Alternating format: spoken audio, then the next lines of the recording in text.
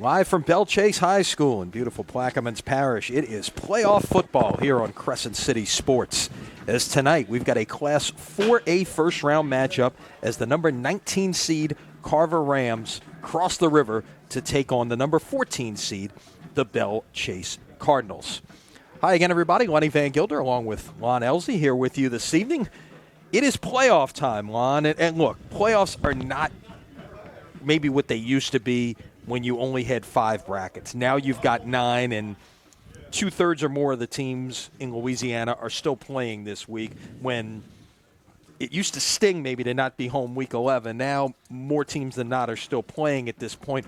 But still, you play all year to get to this point. Now it's win or go home. It's that simple. Yeah, one of the Carver coaches before the game when we were down on the field said, hey, we're playing. And you're absolutely right. It's the second season, and you want to be there. And regardless of the way it is, I think I heard Ken Trahan say something the other day in one of his videos. I think you were interviewing him, and he said, hey, it is what it is. Let's move on and go with it. You know, there's nothing we can do. So, no, but both teams are excited about being here. I'm excited about being here with you again, and looking forward to a good game. Yeah, by the way, we'll visit with Ken at halftime, and we'll kind of take an overview of the playoffs as they are, and of course things getting started tonight, but still just kind of painting a big picture from 30,000 feet on the Louisiana high school playoffs. 4 weeks from now, we'll be down to 18 teams in the Mercedes-Benz Superdome, deciding 9 state champions, and that's a lot of fun. Let's look at this matchup. Let's break it down, because this is really a juicy matchup in my mind. The record 7-3 for Carver, 8-2 for Belle Chase tell you these are two good teams. Common opponents, they've played them very similarly. That tells you this should be a very competitive game. But the thing that jumps out to me on paper as you look at this, Lon, is these are two teams that offensively play two totally different styles of football. Carver will spread it out, look to throw the football.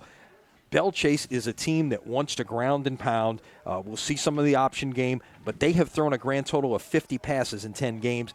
This is a team that wants to keep the ball on the ground, keep the clock moving, and maybe try to shorten this game a little bit. Absolutely. I mean, it is two completely different concepts on offense. One, spread you out and get you in space and use their athletes to try to beat you, and the other one is, hey, we're going to come right at you. Don't be surprised if the play clock, when Belle Chase has the ball, the play clock runs down to 1 or 2 every time, and they're going to run right at you. And it's the coach's philosophy. It's what they know they can do best with the players they have, so it should be interesting how it plays out.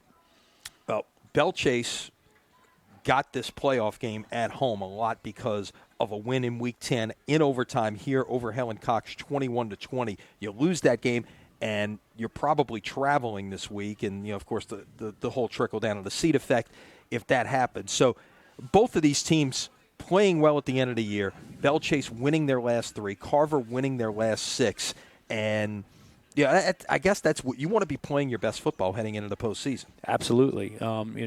Carver's gone on a little tear the last 6 weeks, like you said.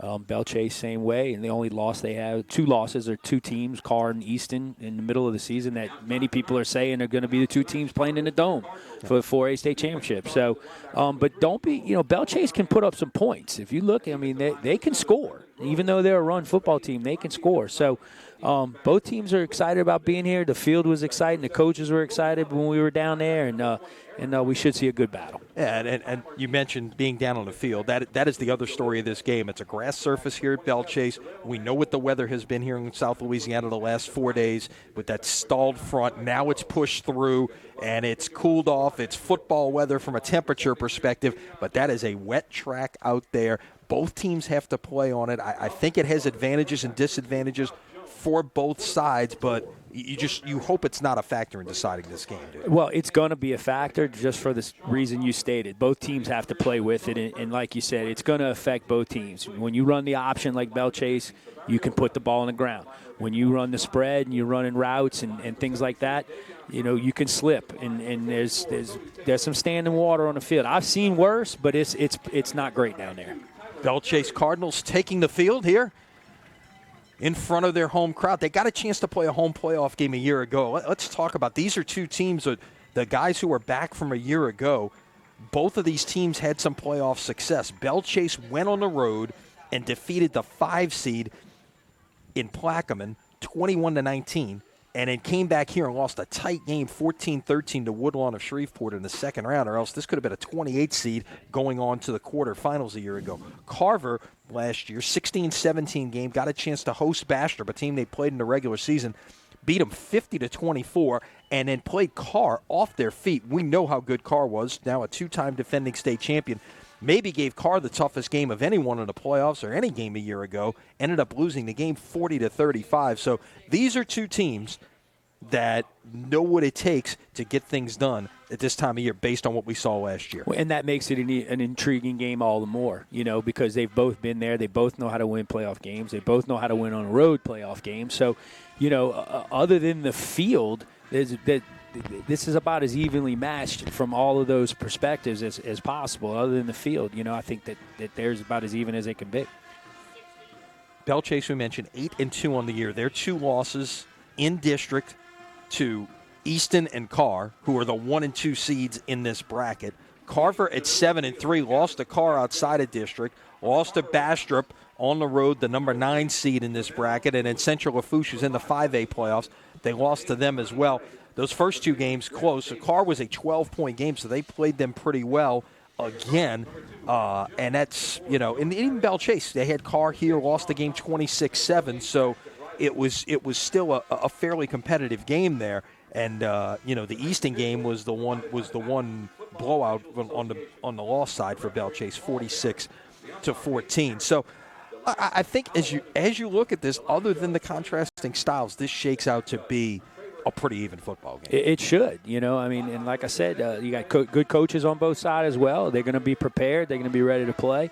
And like I said, I'm excited about being here, down here in Plaquemines Parish, watch some good football. Our first trip ever to Plaquemines for a broadcast here at Crescent City Sports, and we are thrilled to be here, and we appreciate all of the hospitality of the folks here in Belle Chase having make this happen. Carver has won the toss. They have deferred. Wow, they will take the football to start the third quarter, so Belle Chase is going to get it first to start this game. And that's, I guess, I don't know. It's maybe a little surprising. You want to put your defense on the field first, but anyhow, Belle Chase will be moving left to right to start this game, and we'll see exactly what happens. Maybe they, look, you got a wet surface out there. Maybe they want to let their defense try to make some things field happen position, yeah. and play a field position game. So we will see. And we've seen a lot of teams are deferring nowadays to get that ball in the second half, and you can get that. You can almost double up the score if it falls right with the possessions. You score right before half, you get the ball to start the second half, and you score again, and that's a real quick way to turn the game. No doubt. We will pause here.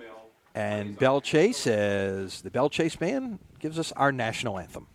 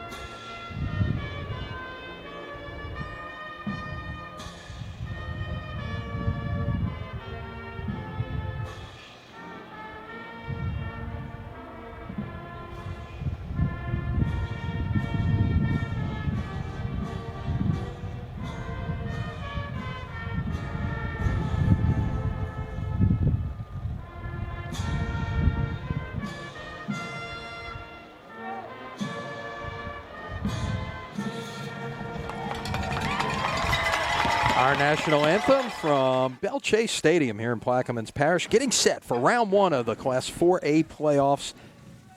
It is Carver and Belle Chase. Just a 5-man officiating crew, something we were talking about. That's determined by the LHSA. They make all of the officials' assignments in the playoffs. From the Baton Rouge Association, Paul Berry will be our referee this evening. So Carver's going to kick it off right to left to get things started here this evening. Lenny, I want to throw one thing out, and one thing we didn't talk about, special teams that could come into play here. No with doubt. With a wet field, muffed punts, muffed kickoff returns, and even extra points. If you look at the scores, it looks like, Carver has, from the scores they've scored in the games, might have had a little trouble kicking extra points. Yeah. So that might come into play as well. So you always want to you don't want to forget about the special teams, because it is just as important. No, of course, and you're right. On when you're trying to kick, and we've seen it teams struggling to kick at the Shrine on Airline when they were kicking out of the mud. Here we go.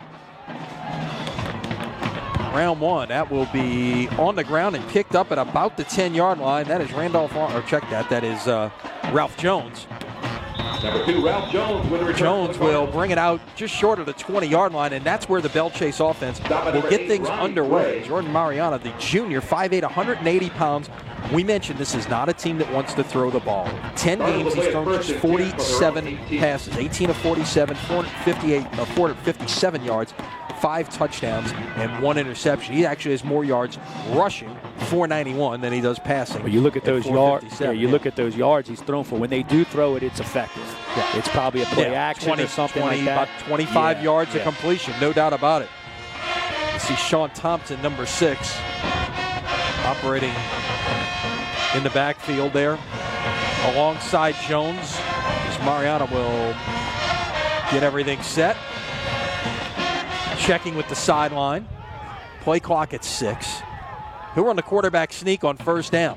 And we'll get about 7 there on first down. Great call. I mean, the Carver Rams are covering up the 2 guards in what we call a 3 technique, outside shoulder of the guards, and it's wide open right there. Coaches for Belle Chase saw it. Great check.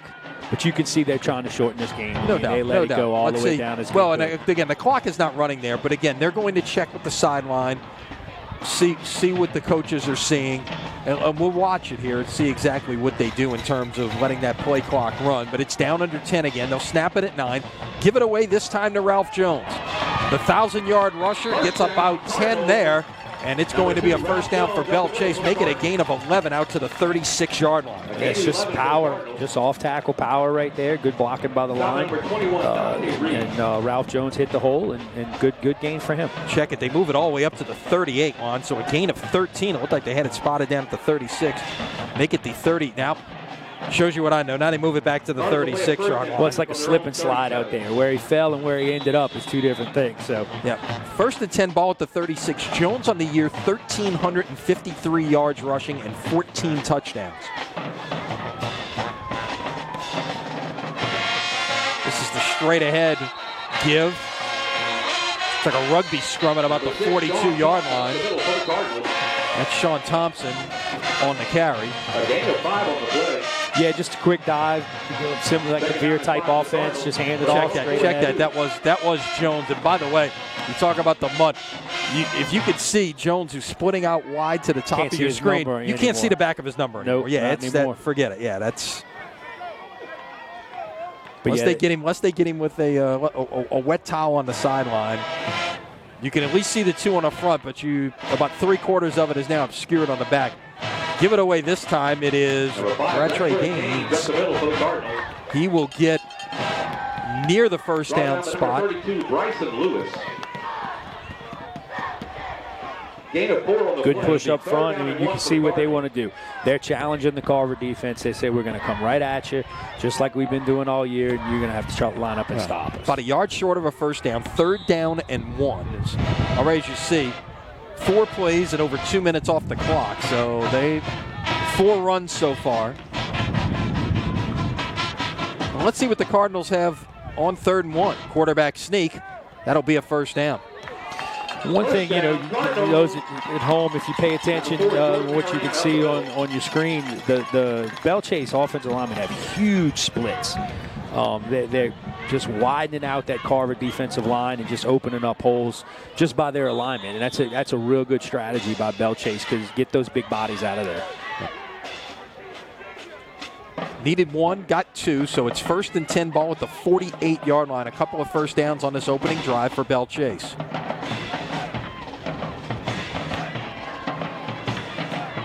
they'll also try to get the guys out of the box, and they'll spread things out That's a little bit. Yeah, but they still look to run it primarily. And, of course, now you see the pass play, and that is incomplete. Well, he bobbled the snap, too. It came out funny, and he was trying to grab it. Mariana's pass intended for number 18, Trace Williams, falls incomplete. Trace Williams, one of the receivers, was the intended target there. And it's second down and 10. But you'll see some of those backs split out. You look at the running back numbers on, and they're actually the leading receivers on this team. Jones is not only the leading rusher, but he's the leading receiver. So you see he'll line up some wide. He'll line up, some in the slot as he is there towards the top of your screen right now. Now Gaines is actually splitting out more into the slot. This time it's Jones on the give, coming back this way across midfield. Tries to shed a tackle, but he's going to be brought down at the 49-yard line. Jones around the right side. And that was Ronnie Gray, the senior strong safety, who's been Number 8, Ronnie big Gray. play guy for this team. 53 tackles, 5 for loss, 6 pass breakups for the Rams this season, and it's 3rd down and 7.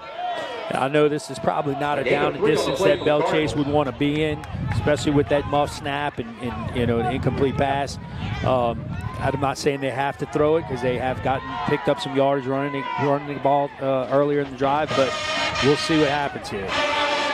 So 3rd and 7, ball across the 50 now at the Carver 49-yard line. The line to gain is about the 42 and a half, it looks like.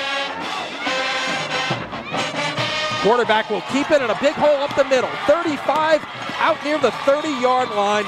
Ran a little read option right there with Jones coming across in motion. Fake the speed sweep, and Mariana takes off right up the middle and gets 17 in the first down. Very well designed. Carver knows that Jones is their guy, and they send him on the jet sweep motion and quick fake and right up the middle with the quarterback, and really well designed play. Good call by the Belle Chase coaches. We got a timeout called here with 8:13 remaining in the first quarter, and Belle Chase on this opening drive. Crescent City Sports Prep Football presented by Madera & Sons Towing and Deep South Construction and Salvage, providing versatile, safe, and efficient marine towing, construction, salvage, and more to a wide range of customers in the oil and gas industry. Family owned and operated with 3 generations of knowledge, experience, and hands-on expertise to meet the specialized needs of their customers. Go to MaderaTowing.com to find out more. And our thanks to the folks at Madera & Sons and Deep South Construction and Salvage supporting tonight's telecast from here in the Plaquemines Parish. And they're a big part of the Plaquemines community. So play number 9 of this opening drive. It'll be Jones bouncing it off the left side, continuing to churn. He's going forward, continuing to go forward. They can't bring him down, and he's still on his feet. Now they finally blow it dead at the 20-yard line. He'll get 12 on the play. Well, that's all effort right there. It's hard running. Just again, off tackle power. He bounced it a little bit. Carver made him bounce it, but he made a nice move even with the slippery conditions and big gain. I mean, you can see why this team runs the ball and they run it well, and we can see that on this first drive. It's been thus far 8 runs and 1 pass. The 1 pass was an incomplete pass, so they've got 62 yards on the ground thus far. Drive started back at the 18-yard line.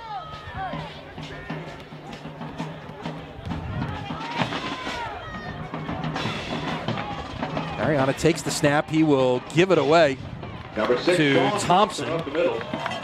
First time Thompson has carried the football tonight. It looks like he got about 5 on first down. Oh, he's a load too, man. He's 5'7", 225. That's it. And low center of gravity. He just put his head down and picked up 6. It's a definition of fire plug right there. Absolute. Great looking fullback. I love it. Now Gaines will move out into the slot, bottom of your screen. Jones takes the handoff, put it on the ground, but falls back on it, back at the 20-yard line. So a loss of 5 on the play, and that's our first sign there. That's what you talk about. Absolutely. With a wet football, a muddy football. 100%. Just couldn't handle it cleanly, but good job to fall back on it and not try to do something with it. The most important thing is possession right here. You live to play another day. 3rd and 10, the ball at the 20 yard line, and I got to believe this is 4 down territory. I was about to say the same thing. I think you call your play here to get as much as you can, knowing you're going to go for it on 4th down. All right. And a whistle and timeout Carver.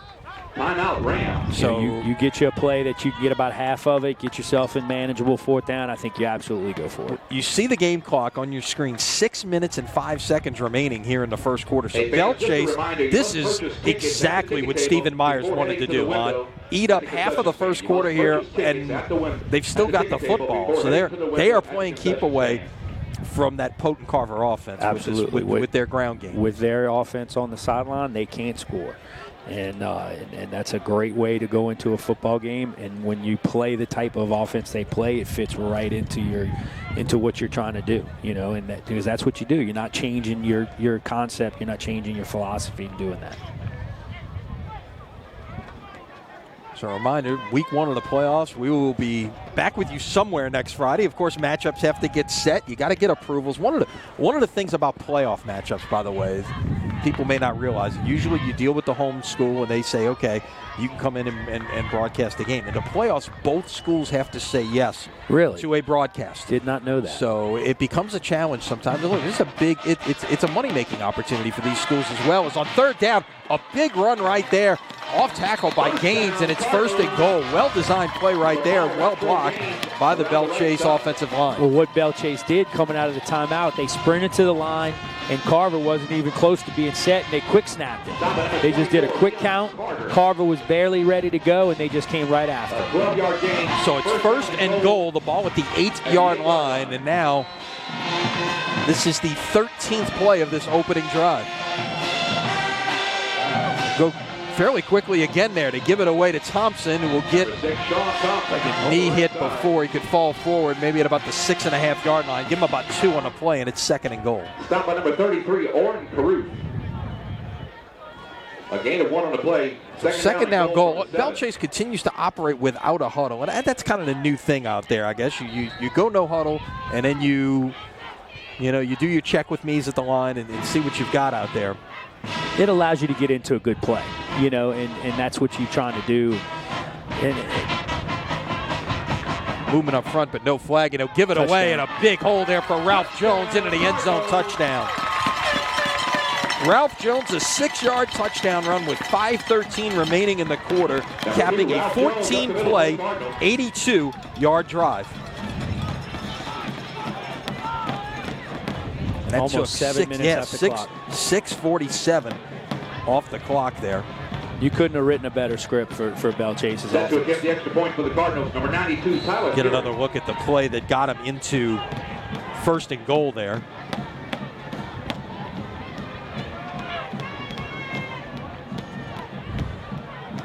And we'll line up for the extra point.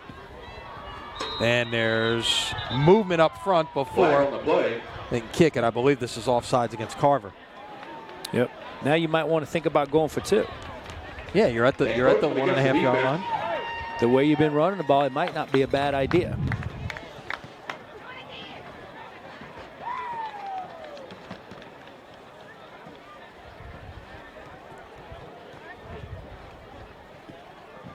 Now you can't decline that because it's a dead ball foul. Right. In high school, you can't decline it.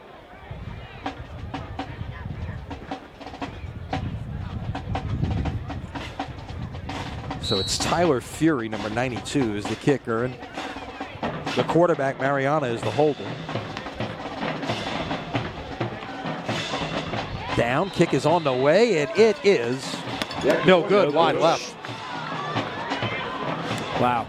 So, and there, 6 minutes and 47 seconds come off the clock, yeah, but you still got to feel good about the fact that you got 6 points on the board after that opening drive right there. Oh, like I said, I mean, you couldn't have drawn it up better for Belle Chase. I mean, they got the ball first. They did exactly what they wanted to do. They took time off the clock. They kept the ball away from Carver, and they got a touchdown because the way Carver can score, touchdowns you're going to need. The field goals are probably not going to win the ball game for you. So if Belle Chase's offense can continue to do that, the game, they're going to have a great chance of winning this football game. And you'll see what kind of adjustments get made, certainly, as this game progresses as well. But certainly, a very good start for the Belle Chase offense. And now we'll get Belle Chase kickoff coming up here. And we saw a little bit how the field conditions affected Belle Chase. We had a bobbled snap. We had a little bit of a muff in the backfield and put the ball on the ground far down towards the red zone. Now we get to see how is this going to affect Carver on offense, because as we said pregame, we think it's gonna have its effect on both sides. Yeah, it will, and the ball comes off the tee there. So unless he's planning on kicking it that way, I think we got to put it back on the tee.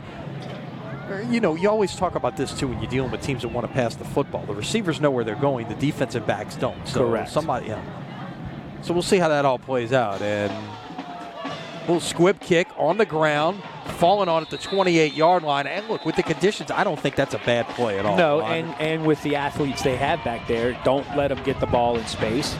Like you said, you're sprinting down the kicking team sprint down the field full speed, and they got to break down. They could fall down, slip, and then now it's going back to the house the other way. So, no, I don't think that's a bad idea at all by Belle Chase coaching staff. Put it at the 30-yard line, 1st and 10, and we get the first look at the Carver offense, led by the junior Quincy Curry. 56.7% passer, 1,851 yards, and 22 touchdowns on the year. They'll operate with 4 wide and 1 running back. And give it away on first down to the back. That's Corey Johnson, the senior, off the right side, and he's brought down a big-time collision there near the sideline, and it'll go to about the 39-yard line, a gain of 9 on the play. Yeah, just a zone play. I mean, they're going to run the zone read, probably do some RPOs a little bit here and there. The right tackle set the edge, he bounced it, and big gain for Carver. You'll see we were observing pregame. This is a very big Carver offensive line. Very large.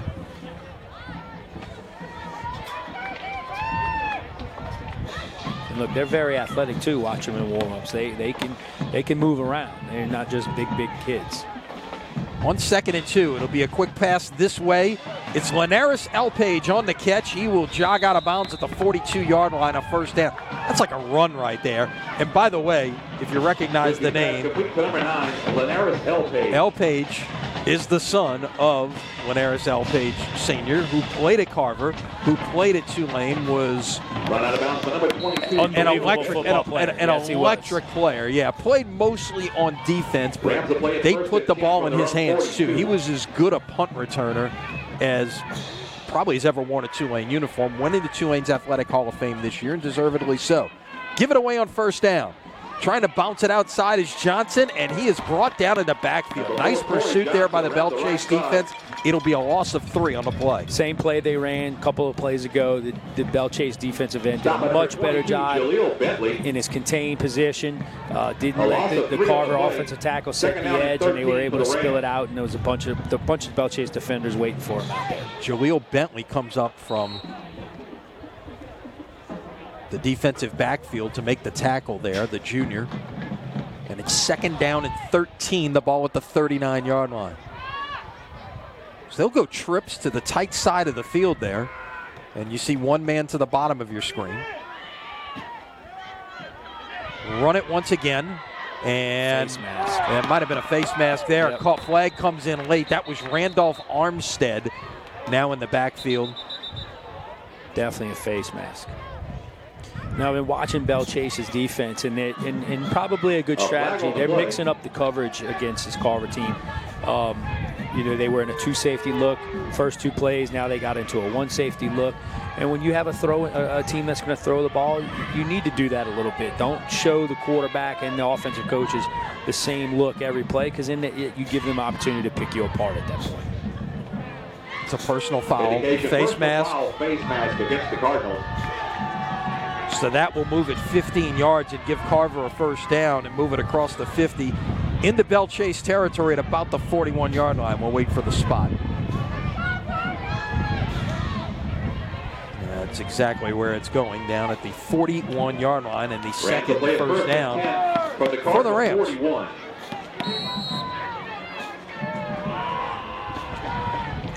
We'll see Curry almost exclusively out of the shotgun this evening. Fakes it. Now he'll look to run. Almost like a Just a sweep there, and we'll get the first down. Yeah, that was an RPO. The right guard pulled, quarterback read it, pulled the ball. We hear that term a lot now in football, RPO, run pass option. That's exactly what it was. Yeah. Curry can run the ball, 472 yards and 6 touchdowns on the ground this year to go with those 22 touchdowns and over 1,800 yards through the air. Really a dual threat guy. That's what I was about to say. His numbers, he is a dual threat quarterback. His numbers prove that from his rushing yards, his average, his touchdown passes, and his completion percentage. He's a true dual threat quarterback. From the 30, that was London back there. London that time. So the third running back we've already seen. London is a terrific athlete. You will see in a number of different places on the field. He got a couple there. You'll see him in the defensive backfield.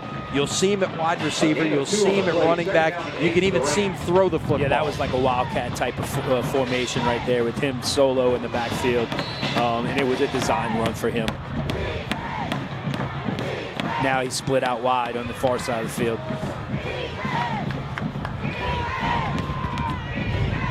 So from the 28, second down 8. Big hole there and a nice run and a first down and more. Headed towards the end zone and in for the touchdown is Randolph Armstead. 28 yards and Carver answers. Number 2, Randolph Armstead. And if I'm not mistaken, what did they throw? One pass on that drive? Just one. Yeah, to L. Page, a little quick throw out there. And maybe they realize coming in here that they're not going to be able to throw the ball a whole lot. Another look at it there. Yeah, I mean, a nice job of breaking tackles. He got the initial hole and then bounced off a tackler. Carver doesn't have 11 men on the field here. They're trying to.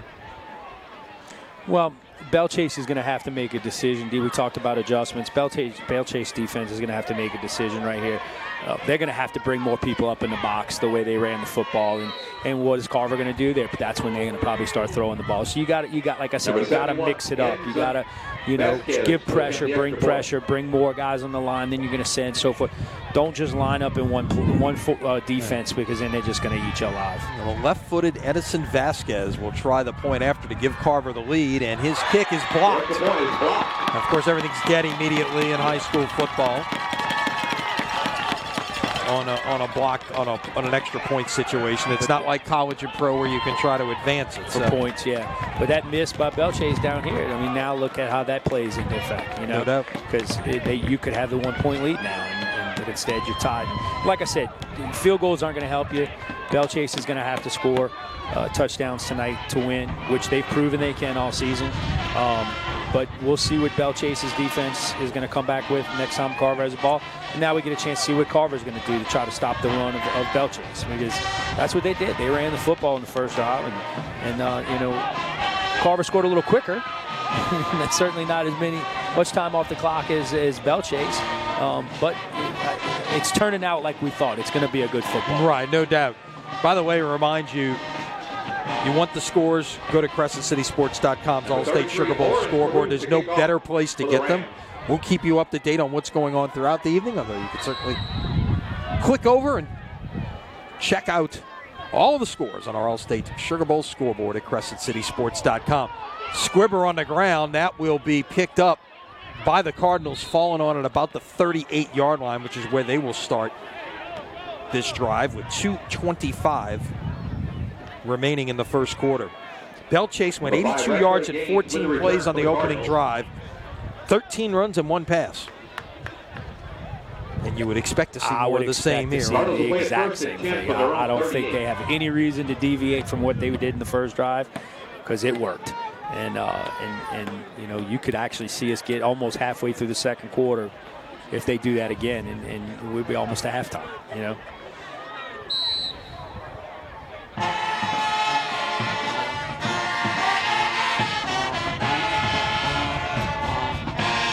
So from the 38, give it away, and once again, that is Jones.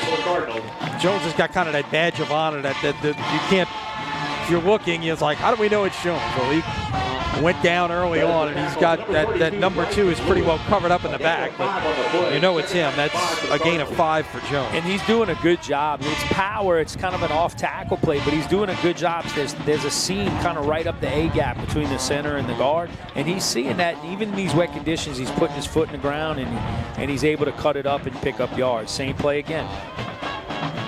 Churn those legs forward, up close to a first down, continues to churn, fight. Wow. Stays on his feet, gets all the way out past the 50-yard line. That is that's effort and just want to right there. There's no other way to really describe that. But he should have been down 5 yards back and just continue to move his legs and drag Carver defenders all the way across midfield. He doesn't have 1,353 yards on the season for nothing.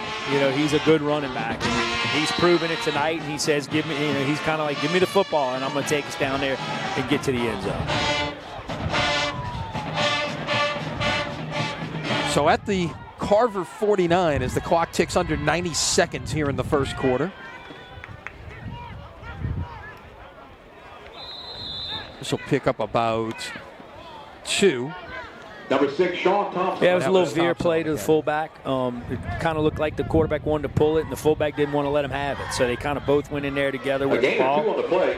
You know, hey, positive yards. Stay in front of the chains, keep the chains moving, and that's how you're going to win this football game.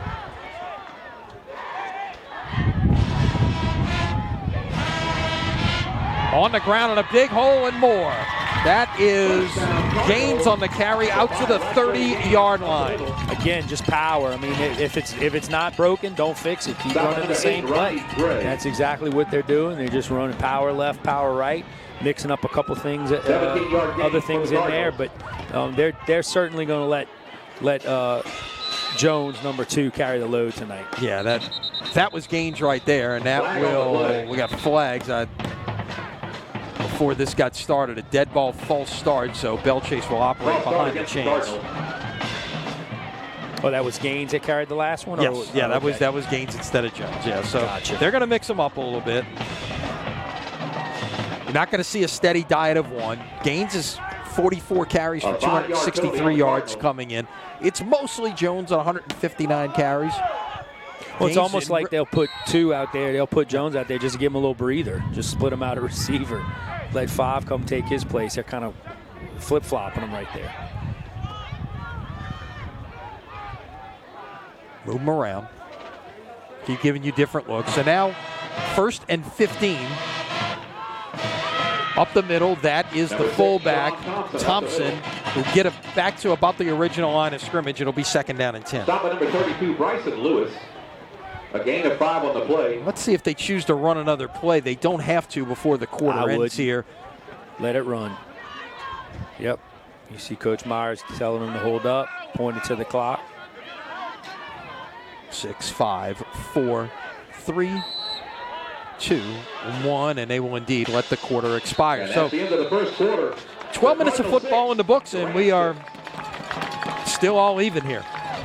Belle Chase and Carver each driving for touchdowns on their opening drive, each missing the extra point. So with 12 minutes in the books here in Belle Chase, your score, Carver 6, Belle Chase 6. You are watching high school football, prep playoff style on Crescent City Sports.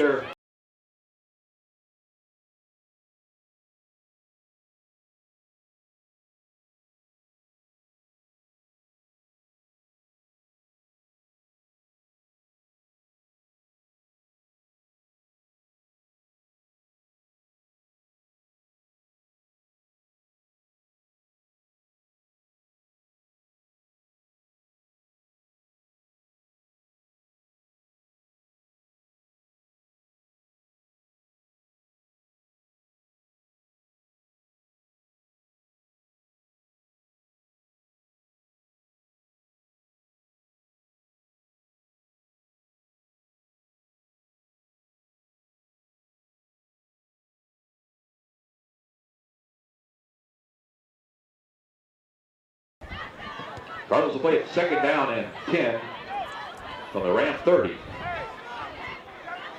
So 2nd down and 10 as we get things started here. In quarter number 2, now Belle Chase moving right to left on your screen.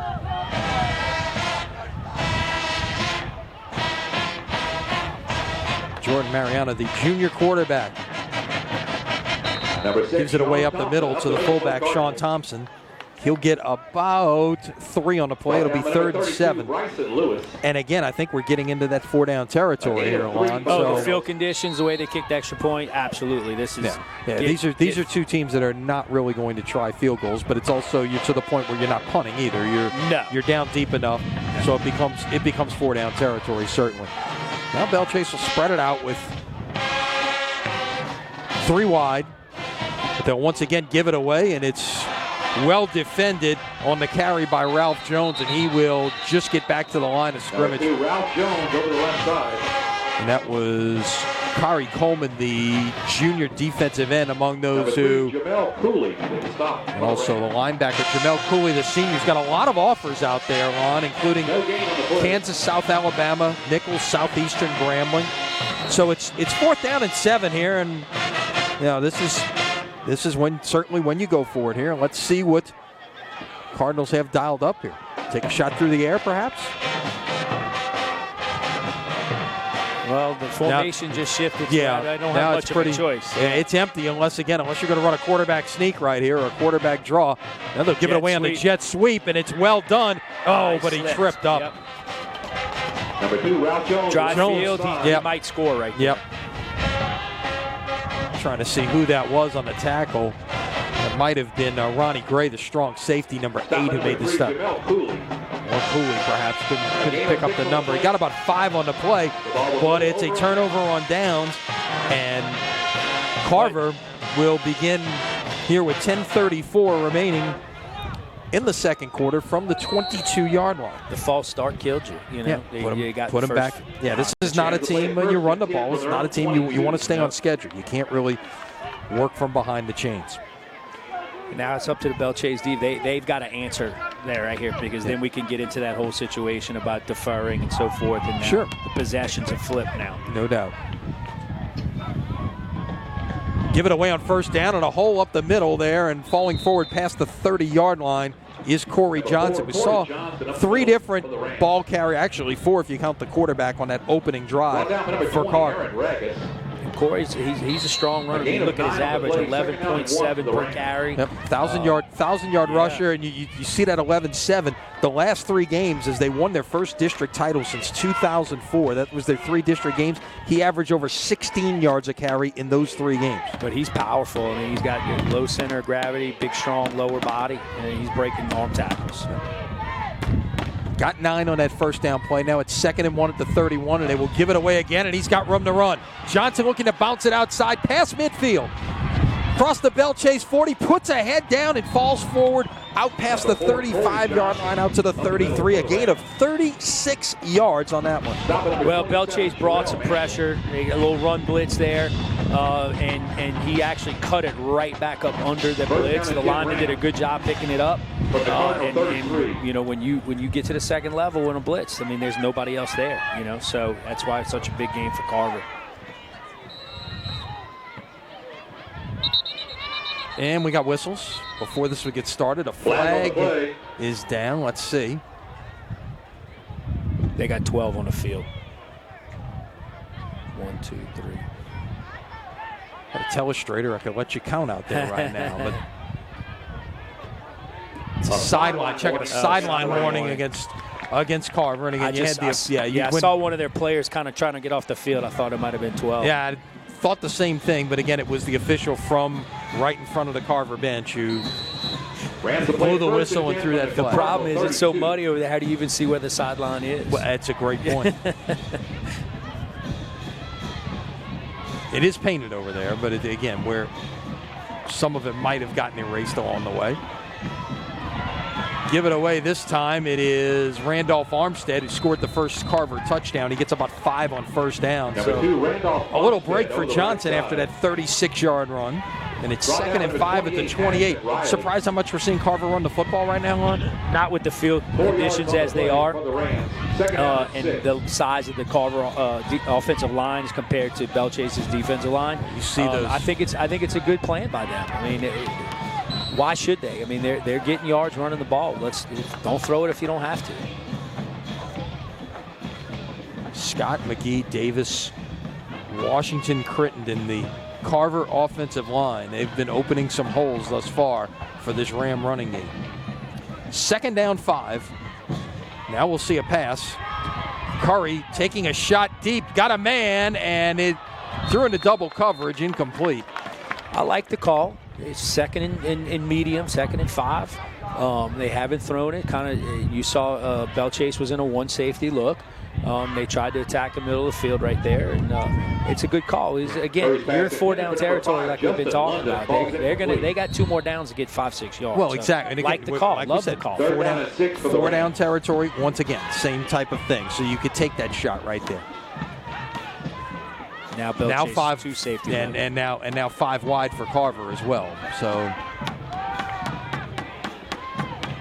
quick throw to the far side. Pass is caught. 1st down. I believe that might have been Armstead out there. Maybe it was L. Page. It's getting harder and harder to see those numbers. Yeah, exactly. Now with the mud, it's got nothing to do with the orange as much as just the mud. You've got little or no chance. 1st down and 10 for the Rams. So 1st and 10 now at the 20-yard line is Carver in a tie football game looking to take its first lead of the evening, moving into the Belle Chase red zone here.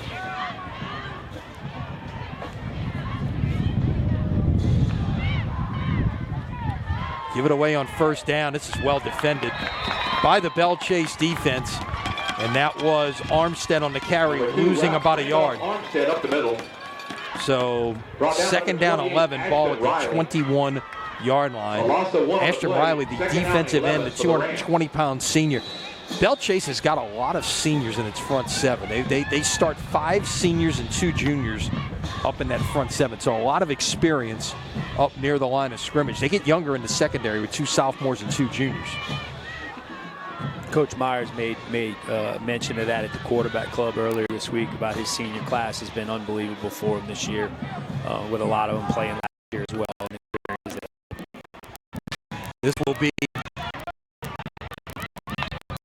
run. I believe that might have been London right there on the carry. It did not look like one. Yeah, that was indeed London on the carry. And the mud, you see it. The one player's running off right now is just encased in mud. I couldn't tell you who that was. 3rd down and 2 for the Rams from the Cardinals 12. If you guarantee me tomorrow's lottery jackpot, I couldn't tell you who that was. You could not. He is completely covered. His back side. They may need a hose on that sideline just to. Oh, look, we got a little walk. We got a little. Oh wow! Yeah. We've got just 3 offensive linemen. You got linemen spread out wide. Yep. Little polecat offense. And well defended by Belle Chase there as Armstead tried to run it. I'm not sure he got to the sticks. It's very close. Stop by number 7, Brendan Grove. Shades of Frankie Cazzo coming out in that polecat offense right there. Gain of 1 on the play. 4th down They and marked 1 it short of the 1st down, so it's a gain of 1. 4th down and 1. The ball at the 11-yard line. So what you saw was 3 offensive linemen. You're going to see it again here. Yeah, they're going to see it again. Tackles and widening them out. Right. It gives them an option. They can throw it out to the receiver. It is so many things you can do.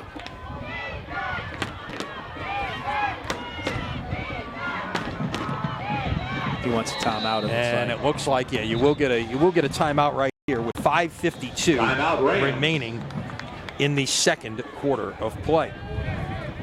Crescent City Sports Prep Football brought to you by Riverlands Insurance in Louis, meaning all your insurance needs. Call Riverlands at 1-800-336-4579 or go to rivins.com. Our thanks to the folks at Riverlands for their support all season long here of our high school football coverage on Crescent City Sports, both our webcast and our television games. So this is the first big play of the game right here. No doubt. Fourth and one. 5-6 minutes to go in the half. If Belle Chase can get a stop here, they kind of flip the possessions back in their favor. It's interesting to see what Belle Chase does here in defense. If Carver's going to come out in that polecat look again. They obviously didn't see what they liked the last time. That's why they called a timeout. You almost want to tell Belle Chase, hey, let's load up the box, put people on the line of scrimmage, and man up and take your chances here. Now here's your more conventional. Yeah, back to normal set. set. You've got trips to the top of the screen, one receiver to the bottom. You got a man-free defense right here. Showing blitz. Did they jump? They got him. They jumped. Oh, they got a false start. They had movement up front. Oh, wow. Against the Rams. So now it's going to be 4th down and 6 at the 16-yard line. I did not see a Carver player move, but the thing you saw the entire Belle Chase defense move. It was not, So make it 4th down and 6 now. That changes everything, of course. This is a team that can obviously throw the football in Carver. A 5-yard penalty makes it 4th down and 6 for the Rams. You'll probably see a man-free look, and what I mean by that is the receivers are going to be covered man with one safety in the middle of the field, kind of playing deep center field back there. And you've got six in the box. Looks like, 4 linemen and 2 linebackers? Yep.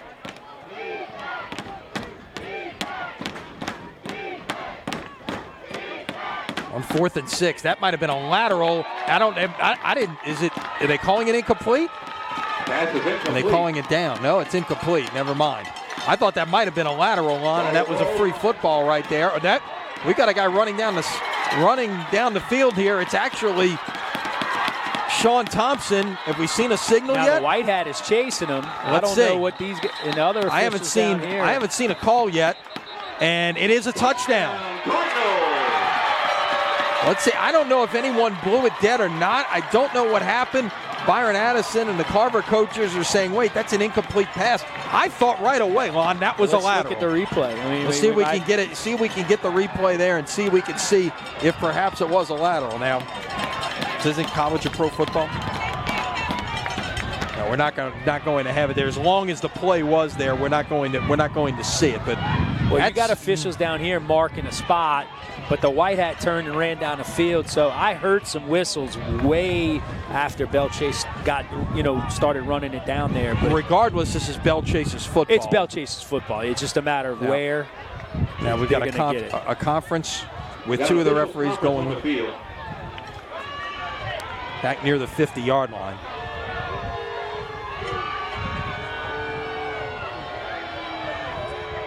And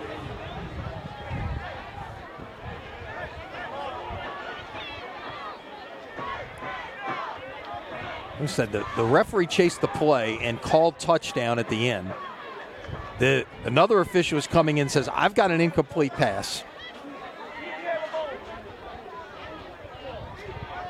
Now, 4 of the 5 officials are huddling just about the 30-yard line. One is standing over where the ball would be put back into play at the 16-yard line.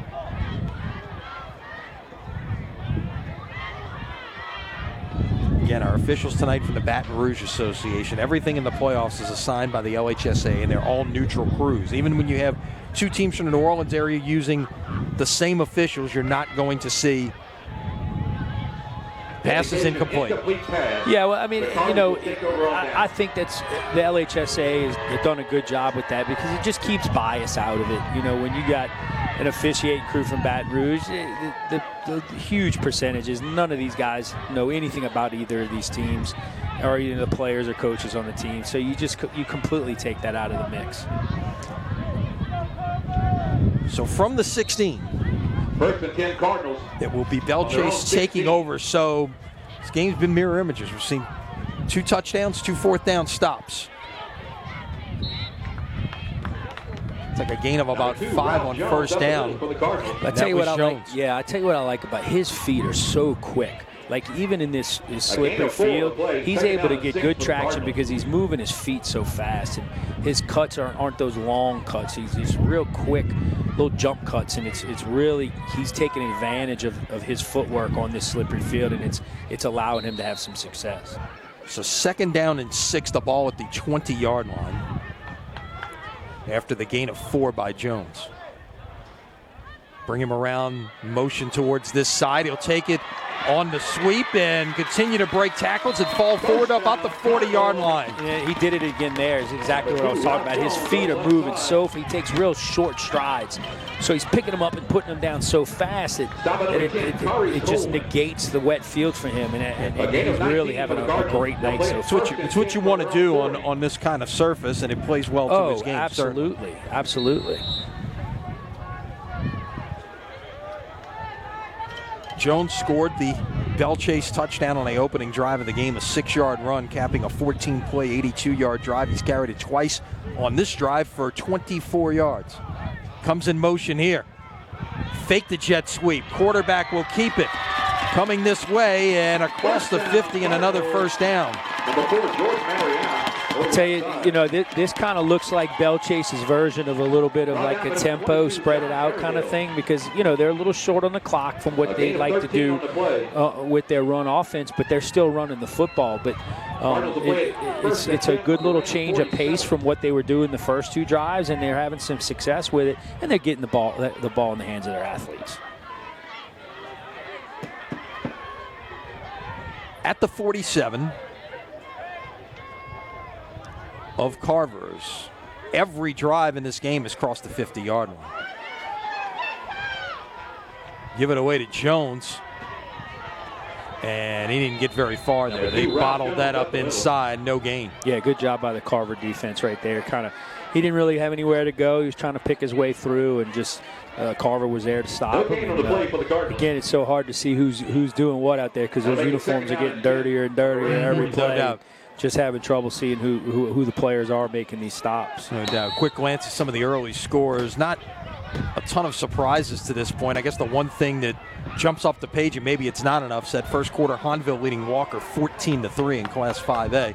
And that's, Hahnville is a 22 dangerous seed team with that quarterback. quarterback. Well, exactly. Now with Robinson back. Oh, down the seam, and it's caught into the red zone, and down at the 6-yard line is the tight end Charlie Burt.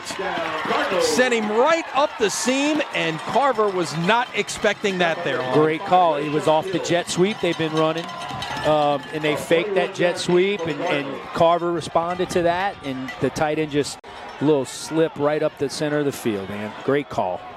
Another look at it here. We'll play action there, and everybody wide open. A gain of 41 yards on the play to the 6-yard line. Good effort, though, by the corner, Rashawn Hills, for Carver. He's only a freshman, but I tell you what, he hustled to go down and make that tackle, and that could be huge. That might be something that they could stop, and you could have a turnover here, fumble, anything. So great job by that young man, not giving up on the play and making that tackle. Belle Chase is going to call a timeout and make sure they've got this, what they want here on 1st and goal at the 6-yard line. Crescent City Sports Prep Football is brought to you by Gills Bar. For more than half a century, offering services, solutions, and support for businesses and associations looking for happier constituents and healthier bottom lines, and headquartered on the North Shore. To learn more on how Gills Bar can help your business, visit gillsbar.com. And Crescent City Sports Prep Football also brought to you by Gibbs Construction, a leader in the construction industry in Louisiana and the Gulf Coast for more than 35 years, transforming dreams, visions, and plans into reality. Gibbs Construction. How about the biggest play of the game so far has been a pass by Belle Chase? There you go. There you go. They don't. Jordan Mariana had 18 completions on the year coming into this game. And a huge one right there. We talked about the fact that he was averaging about 25 yards per completion. He got 41 on that play to Charlie Burt, the 5'11", 200-pound junior, just went down the seam. No, great call. I love it. Well, it's one of those things when you set it up, you run, and then finally you're able to pop that play. From the 6, they will give it away, pushing forward, pushing the pile, and near the goal line, but just short, it appears, is Sean Thompson, the fullback. That's kind of in that veer kind of wishbone offense. That's kind of what we call quarterback follow. You stick it in the fullback's gut, and then you just follow, right? And he becomes a blocker for you, is essentially what it becomes. And you got that big 225-pound fullback leading it for you. Like a keeper right there, and into the end zone. Touchdown, Belle Chase. Mariano, the quarterback, keeps it. That is his 9th rushing touchdown of the year, and it's 12-6. Great response by Belle Chase's offense. Defense gets the stop, and they go down, they get the big play. And now the possessions are right, kind of where you want it to be. You got to get a stop, though, if you're Belle Chase's defense. You got 2 minutes to go. Play good defense, get a stop, The last thing you want is for Carver to score and then get the ball to start the second half. Well, this is interesting. Now they're going to go for 2 right here. I don't know if you start chasing the points yet. I mean, it's for that. Yeah, I agree. But at the same time, maybe they're just struggling with the kicking game because of the conditions, and the try fails there, as that was Gaines on the carry. So it's a 12-6 ball game now with 2:15 remaining in the first half. I think this is about what we've expected so far, Lon, in terms of just, an even matchup. Yeah, absolutely. A little bit surprised Carver's running the ball as much as they have. But again, field conditions might be playing a big factor in that decision by the Carver coaching staff. And they've had success. So, why throw it if you are having success running the football? But with 2:15 left, if Carver gets some decent field position, you might see him start winging it around the ballpark tonight and on this last drive, because if you're Carver, you want to score here. You want to try to get a cheap one to end the half, and then from the deferring of the coin toss, you get the ball to start the second half, and you can change the game that way. So we'll see what kind of field position they get and then see what they do. But I would really think we're going to see them throwing the football a lot more in this drive.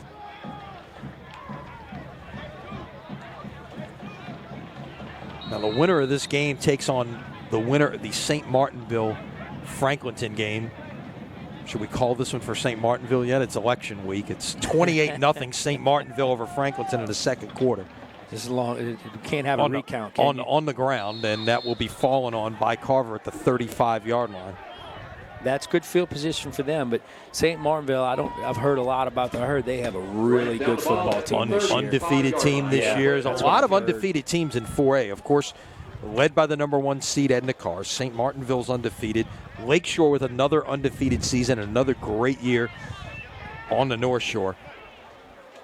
And don't forget up in Shreveport about Northwood either. So it's been one of those years where you've had some teams with some success at varying levels. I think there were 18 undefeated teams in Louisiana this year. Really? And that's hard to do, man. It really is. No matter. We'll pass out in the flat here. This is L. Page looking for room to run, and he does not have room to run. Well defended that time by the Cardinals defense. No, it doesn't look like they're going too much hurry up here, so they might be content to just take it into the locker room. They got a loss of 1 for the Rams. Lakeshore, by the way, leading DeRidder 21-7 in the second quarter. They are, I believe, the 5 seed. Yeah, we saw Lakeshore and Carr end up in the Dome last year. That won't happen this year because they're on the same side of the bracket. They would meet in the semis. And wouldn't that be a juicy semifinal at Berman Stadium if that came to pass? On the ground, not much room to go, and no gain again that time. Do you take a timeout here? That's a great question. I believe that was London on the carry. That's an educated guess just based on his jersey. But I tell you what, you stop him here, and the clock's running. I think you absolutely take a timeout, maybe take a shot coming after the punt. Well, I think you do that. Exactly. You just make them have to. You want to save time because when you have to punt the football in these conditions, you don't know what may happen. You may bobble a snap. You never know. Clock under a minute now, as you see on your screen, ticking down near 45 seconds.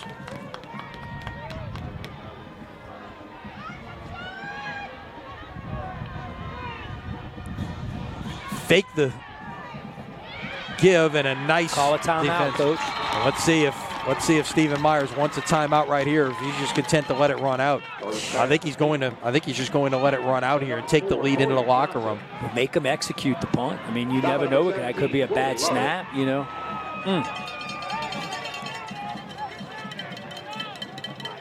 gain of 3 on the play. 4th down and 7 for the Rams. So it's 4th down 6, the ball at the 39-yard line here, and I believe the half is just going to expire before we can see a punt right here. And that will indeed do it for our first half of football. Really well played on both sides considering the conditions here. We'll take the break. When we come back, I'm going to sit down with Ken Trahan, and we're going to really break down things in the playoffs. Halftime here in Belle Chase. Your score, Belle Chase 12 and Carver 6. You're watching high school football from Crescent City Sports.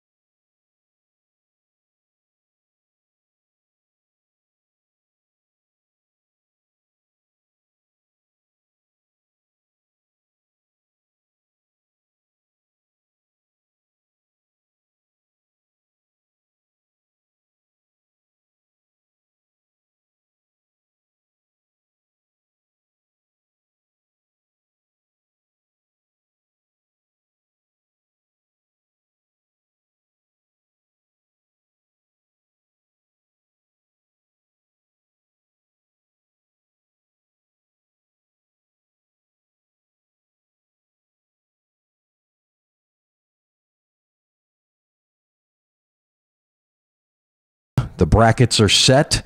The action is set to unfold across the state in about 100 settings on this first Friday of the high school playoffs. And Ken Trahan, this is your favorite time of year, I know, as we get down to playoff time. We wish there were fewer brackets out there, but the fact of the matter is, come 5 weeks from now, we'll have 9 champions being crowned in the Superdome. We're used to it now, so let's just roll. Let's start on the non-select side with Class 5A, and the number 1 seed is West Monroe, the number 2 seed Destrehan, but I think this bracket goes deeper than that. Talk about the teams that you think are contenders to really be there. Zachary and Acadiana are seeded to play each other, and those are 2 teams that could win a state championship. They're both outstanding. Zachary is the defending champion. Acadiana has lost once. They know how to play at this level at this time of the year, and they play a style of football that's difficult to play against. So I think you have to look at them very seriously. John Ehret has been to West Monroe already and lost 44-20.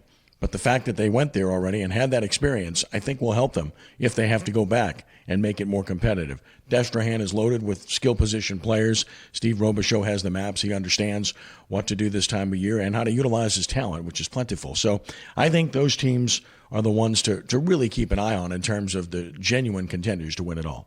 Any long shots in your mind? Well, I mean, there's always, that type of team that can pop up. Landry Walker plays at Barb. That's an 18-15. The winner of that game could emerge as a certain upset type of team down the road because Landry Walker still has very good athletes and players, and Barb is a solid program that's won 8 games, and they've been there, done that. They beat Destrehan a year ago in the playoffs. So I'd keep an eye on that matchup.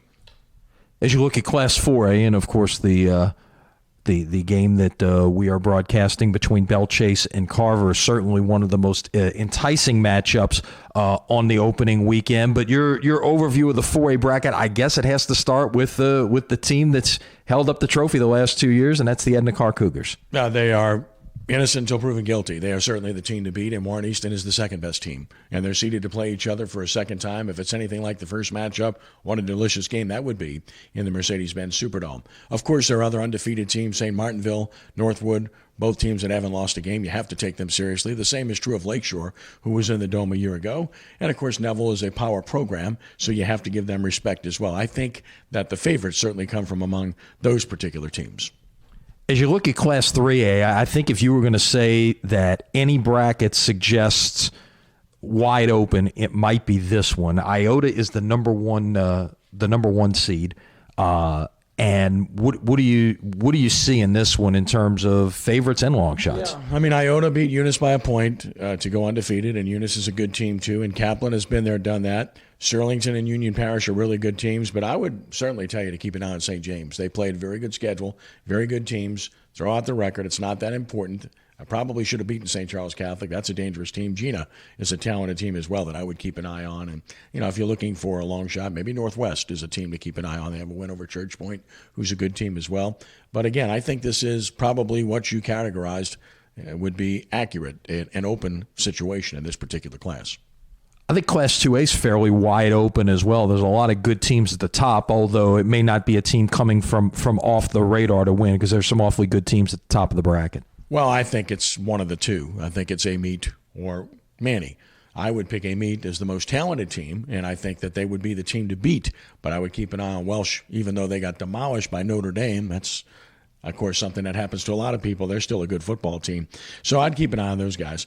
Kinder would be a team to watch as a dark horse. They've been there, done that. They've played a tough schedule, so they're very competitive. And if you're looking at, the long shot type of team, look at a number 19 Capital. They've got talent. They've played a good schedule, and they could certainly pull a first-round upset and maybe go beyond that.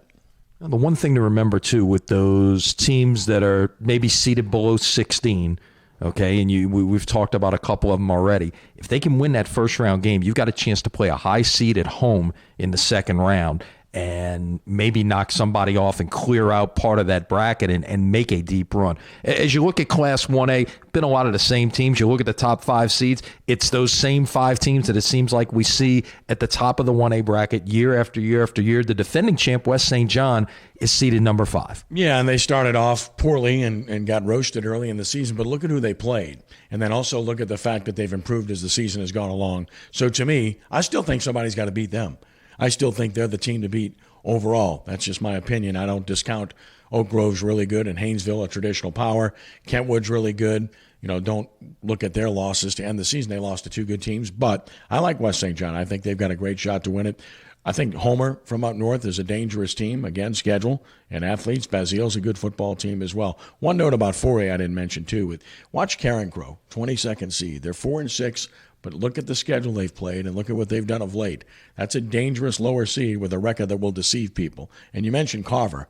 That's a dangerous team. They nearly knocked out Carr last year, and they've got the athletes to compete with the best teams in that particular class.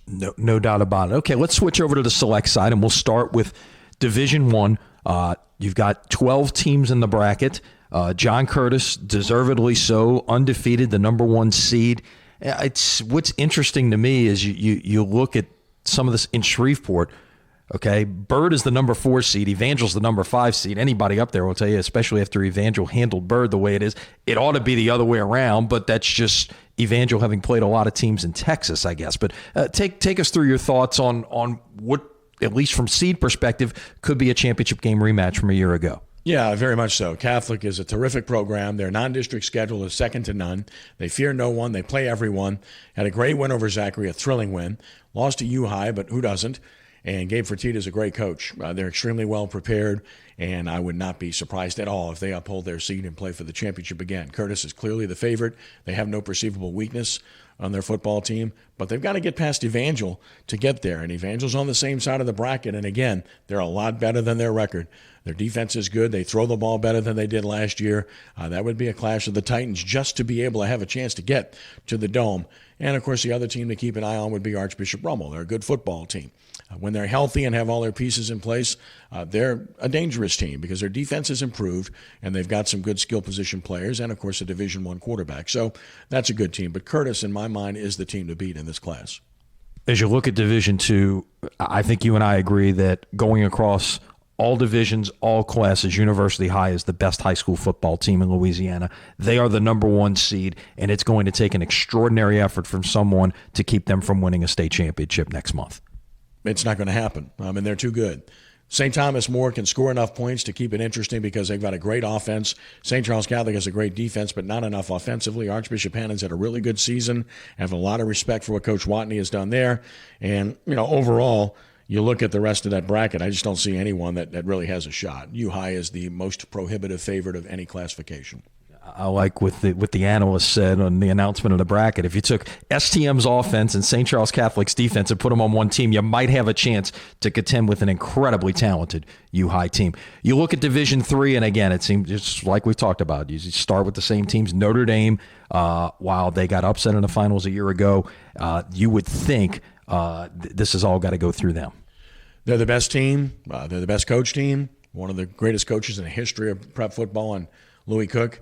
And what they've done to some good teams, including Welsh, is eye-opening, to say the least. Certainly, Catholic New Iberia showed last year that they could play with them. Same thing happened this year. Notre Dame demolished Catholic in the regular season, but they did that last year too, and then lost the title game. Brennan Dest is an excellent coach at Catholic. You have to give them a serious chance here. Country Day had an undefeated season. So did Dunham. And yet I think Newman would probably be more dangerous than both of those at this stage because of their numbers, because of their diversification on offense, and the fact that they've been there before and got an experience last year in the semifinals for a second time. So that's a dangerous team. But Notre Dame. Well, and the challenge Newman has is they've got to go through Notre Dame to get to the Dome. You're looking at a potential Country Day Dunham semifinal, which would be very intriguing. And then we look at Division 4. Southern Lab was not eligible for the playoffs a year ago. They're back this year. They're the number 1 seed. And obviously you've got some teams that played for the title a year ago who are going to be contenders this year. But again, I think it's got to start with Southern Lab with the amount of talent they have. It does. Lafayette Christian's the defending champion, and they're undefeated this year. And they've not played really a close game all year long. So you've got to take them very seriously. They're awfully good. And then Ascension Catholic. Ascension Catholic beat Kentwood, and they lost to Southern Lab by 3 points. So that is a really good football team, and they got there last year too. So I think it's clearly one of those 3 teams. I don't think anybody else really has much of a chance. Vermilion Catholic's a nice team, but they got whipped by Lafayette Christian. St. Frederick's done a really good job this year. They've won a lot of close games, which indicates a growing program and a well-coached program. So they're in a close game. They certainly can win, but there's no way that I think that any of those teams can compete with the top 3. Everybody wants to just say Southern Lab's going to win it, and they very well could, but I think any one of those top 3 could win it. I think Ascension Catholic or Lafayette Christian are just there as well that have an opportunity to win. Final thoughts as week 1 of the playoffs gets rolling here. Anything that you think we may be talking about a month from now that maybe you weren't expecting? Well, I think that, again, you always look for that lower seed. Who's that team that's seeded in the 20s or in the high teens that has a chance to break through and make a difference? And a lot of people want to point to Hanville with their quarterback being back, and certainly that is a possibility. That's a very good opening round game against Walker, who's a good football team. If they could win the first game, they'd get home for a second game and maybe have a chance to make a run. I mentioned Karen Crow earlier, a team to keep an eye on and watch. I mentioned Landry Walker, if they could break through at Barb as an 18 seed. So there's always a story like that. Those are some possibilities. It's probably going to be somebody else we didn't mention. It always works out that way, but let the fun begin.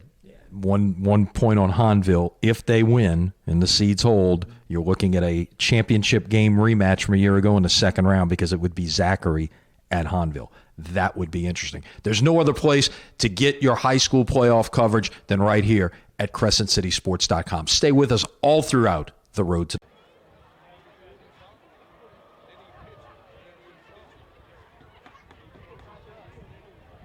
And as we welcome you back to Belle Chase Stadium, here there's a look at our halftime numbers. And Lon, I think it's the thing that jumps off the page to me is the one thing you would not have expected is a edge in passing yards for Belle Chase. The rushing yards does not surprise, but a 41-16 edge in passing yards for Belle Chase. That is a little bit of a surprise there. And, of course, they've got the edge in total yards, 211 to 126.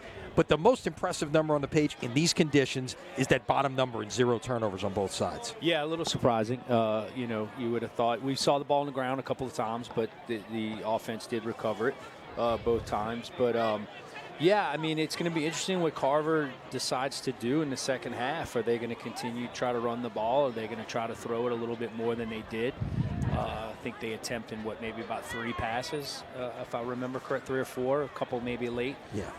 So just say it was the 2 passes for Belle Chase and just 6 for 6. Yeah, yes. 6 for Carver. So, and look, Carver's not run but 19 plays in this game. Okay, that's really, I think it all goes back to what Stephen Myers had in mind. You try to play keep away on the ground. They have run the ball thus far 24 times by my count. Check that, 27 times. They've thrown it twice, so they've had 29 snaps to, check that, 19 for Carver. I think I said 18. 29 to 19, that's what you want, in this game if you're Stephen Myers. When the Belle Chase coaches sat down this weekend to game plan, when they found out they were playing Carver, that's what they wrote down. That's what they wrote down for their game plan, and it's worked exactly like they wanted to. Now, Carver hasn't done a whole lot throwing the ball to put pressure, and I know the coaching staff for Belle Chase has been concerned about that all week. We'll see if they decide to throw it a little bit more. But Belle Chase is sitting right where they want to be and exactly what they wanted to do.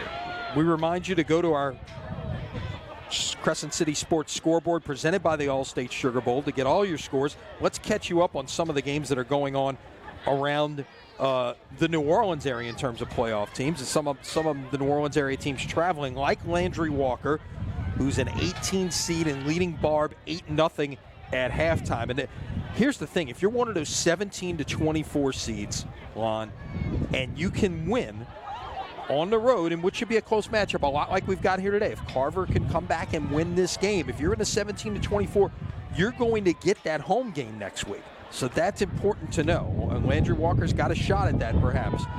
Houghton leading Fontainebleau 29-14. That's a second quarter score. Halftime, Slidell leads Central Lafourche 13-0. Second quarter, we mentioned Hanville had the early lead. It's now 21-9 over Walker. Here's one for you. Chalmette playing Terrebonne. They're playing this game at Thibodeau High because of field conditions at Terrebonne. They're on the turf at Thibodeau High. Chalmette leading Terrebonne 15-6 in the second quarter of that one. Second quarter, East Ascension leads East St. John 10-6. These are all Class 5A games, of course. Second quarter, John Ehret over Dutchtown 12-0. Second quarter, Destrehan over Hammond 15-0. In the 4A bracket, Pearl River leading Franklin Parish 7-6. That's a second quarter score. Assumption leading Karen Crow 8-6 at halftime. And that was one of those teams that I know Ken targeted and we're talking about as a live dog because, for the reasons we talked about, for the schedules that they have played. Elsewhere, Lakeshore leading DeRidder 21-7 second quarter. Need to get some more details on this one. I just got a report that in a free kick situation, the Lakeshore kicker just made a 59-yard field goal, which is not included in that. So we'll have to find out more about what happened there. The winner of this one, again, would play the winner of the Franklinton-St. Martinville game, which is clearly at this point looking like St. Martinville. 34-0 over the Franklinton Demons at halftime. If Belle Chase wins this game, they would travel to St. Martinville. If Carver comes back to win this game, the game would be played here in New Orleans. Also second quarter, this one's at Pan Am. Warren Easton leading Rain 26-0. Second quarter just down the road at Berman Stadium. Edna Karna struggled with Minden in a 132 game, 21-14 there. So, look, in playoffs, you never know what you're going to get there. There's no question about that. Elsewhere, just scanning around the scoreboard, second quarter, South Platte leading Mansfield 14-8. South Platte on the road in that one. And then into the Division I bracket, St. Aug leading Holy Cross second quarter 7-6. Brother Martin leading Scotlandville 16-0. Crusaders turning to the freshman, Garrett Mamahat at quarterback, who had a big game leading them over Jesuit a week ago. Of course, their starter out for the year. So Mark Bonice's club really they're real good up on defense. Yeah. They've got some really good players, especially their front seven. I saw them play last weekend against Jesuit. Very, very tough on defense. Second quarter score up in Shreveport. Evangel rolling over Archbishop Shaw 35-0, which looks like it's going to set the stage for an all-Shreveport quarterfinal there in the Division I bracket between Evangel and Byrd, and that is on the same side of the bracket as John Curtis. So that's something to keep an eye on there. By the way, the other game there in the Division I bracket we should mention between Jesuit and St. Paul's. That will be played tomorrow night at Tad Gormley. Of course, you had Holy Cross, Brother Martin, and Jesuit all got home games. All have the same home stadium. So it went by district record. Yes. Then it went by head-to-head. They were tied through all of that. It ended up going to seeding in the playoff. Was the PowerPoints was the tiebreaker. So Brother Martin got tonight at Gormley. Holy Cross decided to play at Joe Yenny, and then Jesuit is playing tomorrow night. So that's how that all played itself out. De La Salle is playing their home game at Joe Brown tonight, where they haven't played a home game all year, although they've used it as a home field before. They lead Vanderbilt 28-0 at the break. Second quarter, Archbishop Hanning leads Lusher 24-0. That's a potential collision course there. Those two teams could meet in the quarterfinals a week from now. And how about Riverside going on the road? It's been a tough year for them, leading Ascension Episcopal 10-7 in the second quarter. Looks like we're about set for football here, Lon, as we encourage you to go visit our All-State Sugar Bowl scoreboard.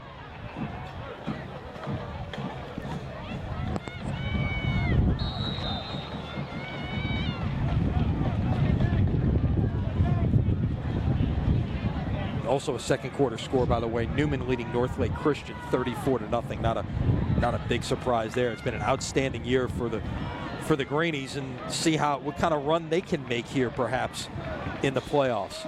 A little squib kick, and it will be fallen, actually taken on a knee. Tried to advance it, but he was on a knee when he picked it up at about the 39, maybe the 40-yard line, and that's where Carver will begin things here in the third quarter. Number 33, Oren Caruth with the return. Yeah, you just talked about Newman. That was that game that we did earlier in the year. That may have been the best regular season game in the New Orleans area. It was an unbelievable football game. So Carver begins at the 40-yard line here, opening possession of the second quarter. Lafayette Christian leading Houma Christian 55-0 in the second quarter. Wow. Give it away on first down and a big hole up the middle, and that would appear to be Corey Johnson on the carry. Corey Johnson gets up 8. the middle for the Rams. Stop by number 6, Sean Thompson.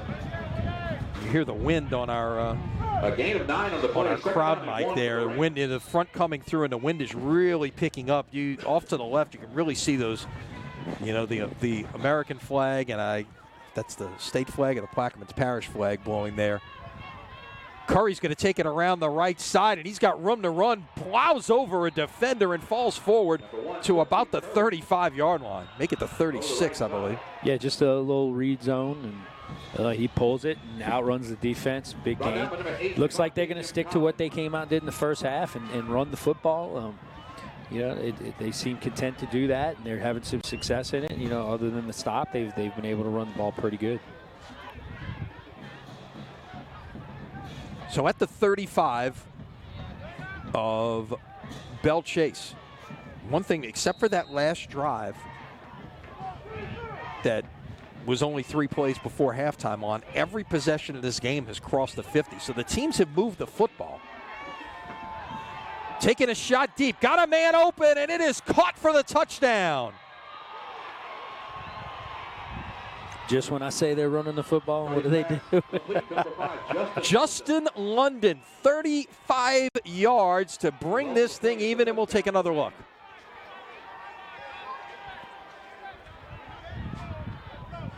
That's just a straight go route. Yeah, just a go route. He just took off. Safety couldn't get over the top, and they were in a 2 safety look. That safety should have been there. He just reacted real slow to it and just ran right by him. So 3 plays, 60 yards. They needed just 53 seconds there to tie this thing up. So a big extra point. They're all going to be big at this point. Vasquez for a chance to give Carver its first lead of the night. And I think there was movement up front. Flag on the play. See which way they're going with the call. I believe it's a false start against Carver. Absolutely. The right tackle move, number 63. Indication false start against the Rams. Crittenden. That's so frustrating as a coach. Because on an extra point, every lineman should be looking at the ball. You should have your eyes in looking at the ball, and you don't move until the ball moves. You're not even listening to a snap count. And most extra points, field goals, you don't even have a snap count. It's on the center's discretion. They snap it when they want. So there's really no reason to move right there. So now it becomes a 25-yard extra point.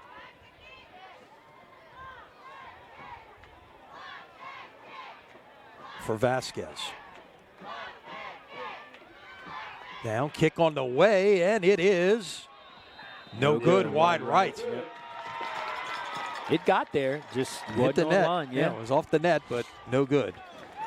And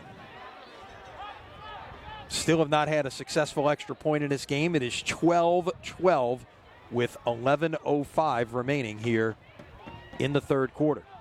Well, Carver did exactly what they needed to do, deferring in the first half. They were able to convert on that first possession in the second half and kind of change the game a little bit. So we'll see if Belle Chase can answer. They're going to come out and do the exact same thing. They're going to run the football. And they're gonna try to pound and shorten the game just like they've been doing all night.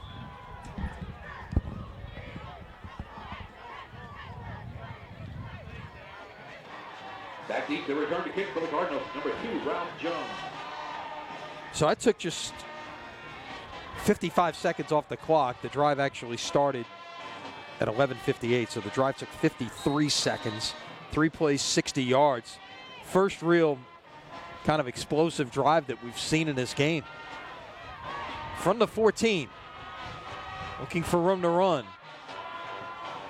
Trying to spin his way out of the tackle, but Jones will go down at about the 35-yard line. Still good field position, you know. I mean, they're on the right about where you would like to be starting at most drives, 35-yard line, good place to start. From their own 35.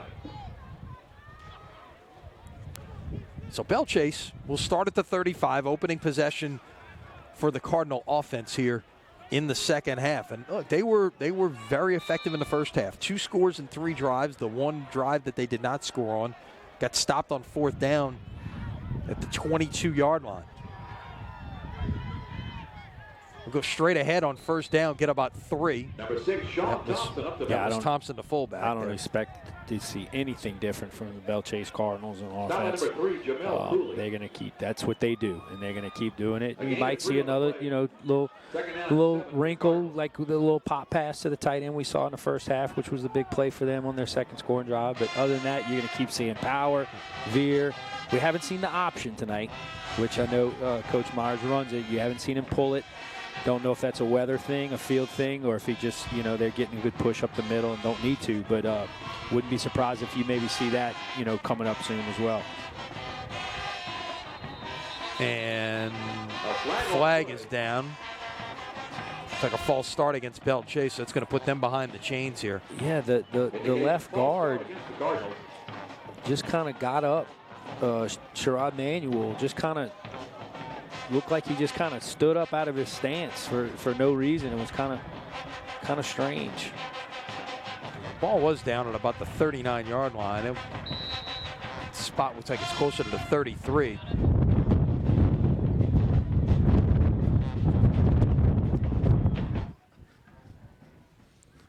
So 2nd down along 11. Give it away this time to Gaines. He's one of the few backs whose numbers you could still read at this point.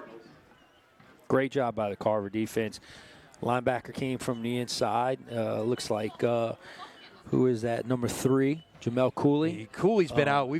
He's made a bunch of plays in this game. 104 tackles on the season, leading the team. 14 of them for loss, 4 sacks, an interception, 2 forced fumbles, 2 fumble recoveries. He's generally in the mix of everything on this Carver defense. Yeah, he did a good job coming all the way. He was the backside linebacker there and was able to get to the hole and make the tackle for a relatively short gain. So 3rd and 11, taking a shot down the field, and this is incomplete. How that not a penalty? They were looking for a flag right there and didn't get it. Thought that Ronnie Gray perhaps interfered with Ralph Jones, who went out on a route there, but the only thing I could say, the official said he was slipping, kind of falling down, wouldn't have been able to get back to the ball anyway. But, looked like the defender kind of impeded him from trying to get back to the ball a little bit. But with these slippery conditions, tough to call. Well, for the first time tonight, we're going to see a punt. Let's see what happens here because, again, this kicking game has been a challenge, and it's Jones who handles the punting duties for Belle Chase. And it looks like Carver wants a timeout before this one can get started. Timeout, Rams. They only had 10 on the field. They had. I'm about to say, they didn't have. They had 2 back 11. and only 8 up. Yeah, so they didn't have 10. 11. Only had 10. Take this opportunity to remind you that Crescent City Sports Prep Football is presented by Ye Olde College Inn and Rock and Bowl. College Inn, a true New Orleans farm-to-table restaurant, open Tuesday through Saturday for dinner, and the home of the New Orleans Prep Sports Hall of Fame. Our thanks to John Blanchard and everybody at College Inn and Rock and Bowl for their support of high school sports here at Crescent City Sports.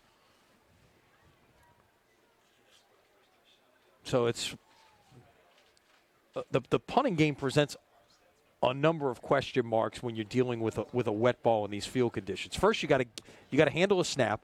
You got to get off a good kick. Then the other team's got to field the kick. So a lot of things in play here to keep an eye on. Is amazingly here, 27 minutes into the game, we're seeing our first punt of the night.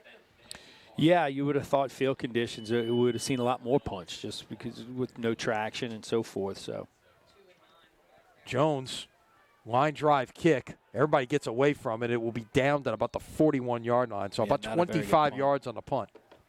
Great field position for Carver, and if you're Belle Chase, that's really the last thing you wanted to see happen on that drive, your first drive of the second half, and you have the penalty, and you get behind the chains, and you end up having to do something you don't like to do, which is throw the ball when you have to throw the ball. You know, their stats, big plays, throwing the ball. It lends me to believe that they get big plays because you don't expect them to throw it as a defense. When you have to throw it, and that's not what you do, it doesn't happen. Good things don't happen very often. So Carver will begin the second series of the second half at the 42-yard line. Give it away, coming back this way. That looks like Armstead, and he will be flung out of bounds at well into Belle Chase territory at about the 45-yard line. I tell you what, there's a lot of jersey grabbing going on down there by the Carver offensive lineman, number 7 for Belle Chase. Brendan Groves. I mean, he was griping to the official about getting held, and he had a legitimate gripe there. The left tackle for Carver really had a good handful of his jersey. See the umbrellas going up across the way. The rain has started to pick up a little bit. We thought it might be over, but not so fast. We're still getting some showers. And will make this even more of a challenge. A short pass out to the far side and another Carver first down. They have moved the ball very well here after halftime. Some good adjustments. Calvin Jones with his first catch of the night and his 15th of the season.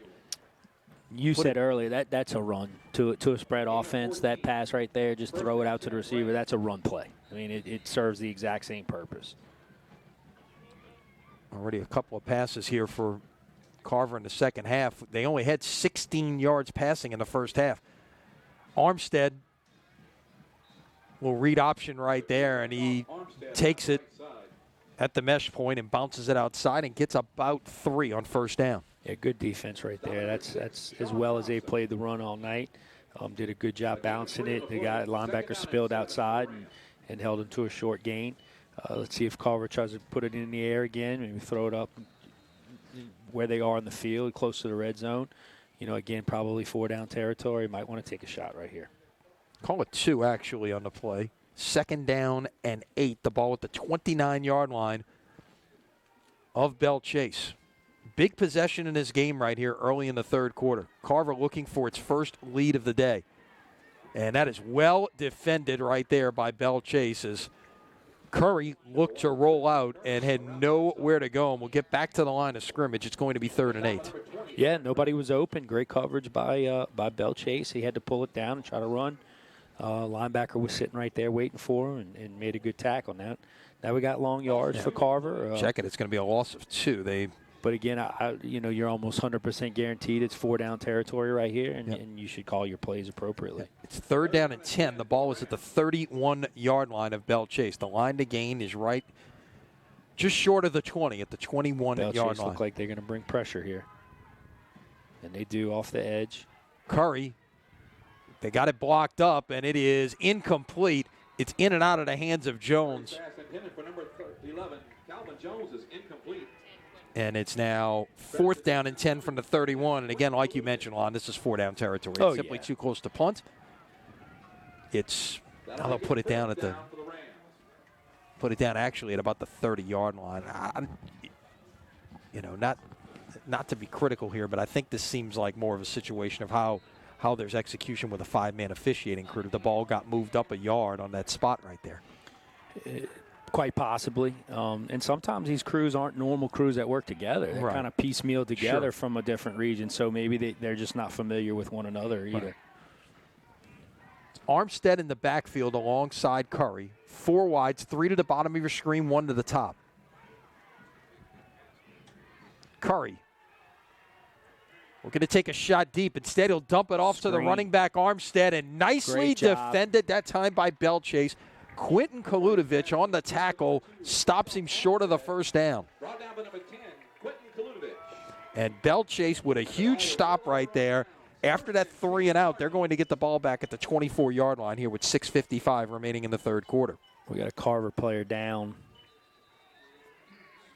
Kalutovic, if you watched him, he was at the top of the screen, and he kind of faked like he was blitzing off the edge at the top and then kind of dropped back down into coverage, read the running back on the little middle screen, and came up and made the tackle for the get out on downs and give the ball back to the offense. So big job, good job by the Belle Chase defense. You know, they were not happy about their last possession, and, you know, it was an opportunity for Carver to possibly – you know, take the lead there and kind of get up in the game and kind of be able to control the game. But Belle Chase's defense stood strong and got the ball back for the offense. Let's take a look at some of the scores around the state here on our All-State Sugar Bowl Crescent City Sports scoreboard. Chalmette and Terrebonne now tied at 15 at halftime. East St. John on the road leading East Ascension 13-10 at half. That would be a big upset. I believe that's a 28-5 game, if I'm not East mistaken. Ascension's had a real good year. They have.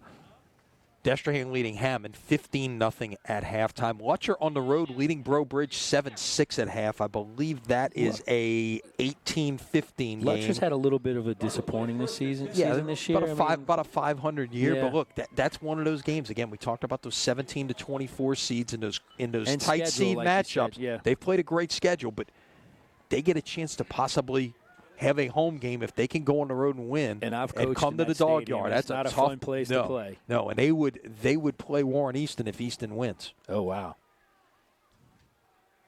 On first down, coming this way, Jones trying to break out of a tackle, might have gotten a yard on first down. As that backside pursuit got him. Stop by number 10, Kari Coleman.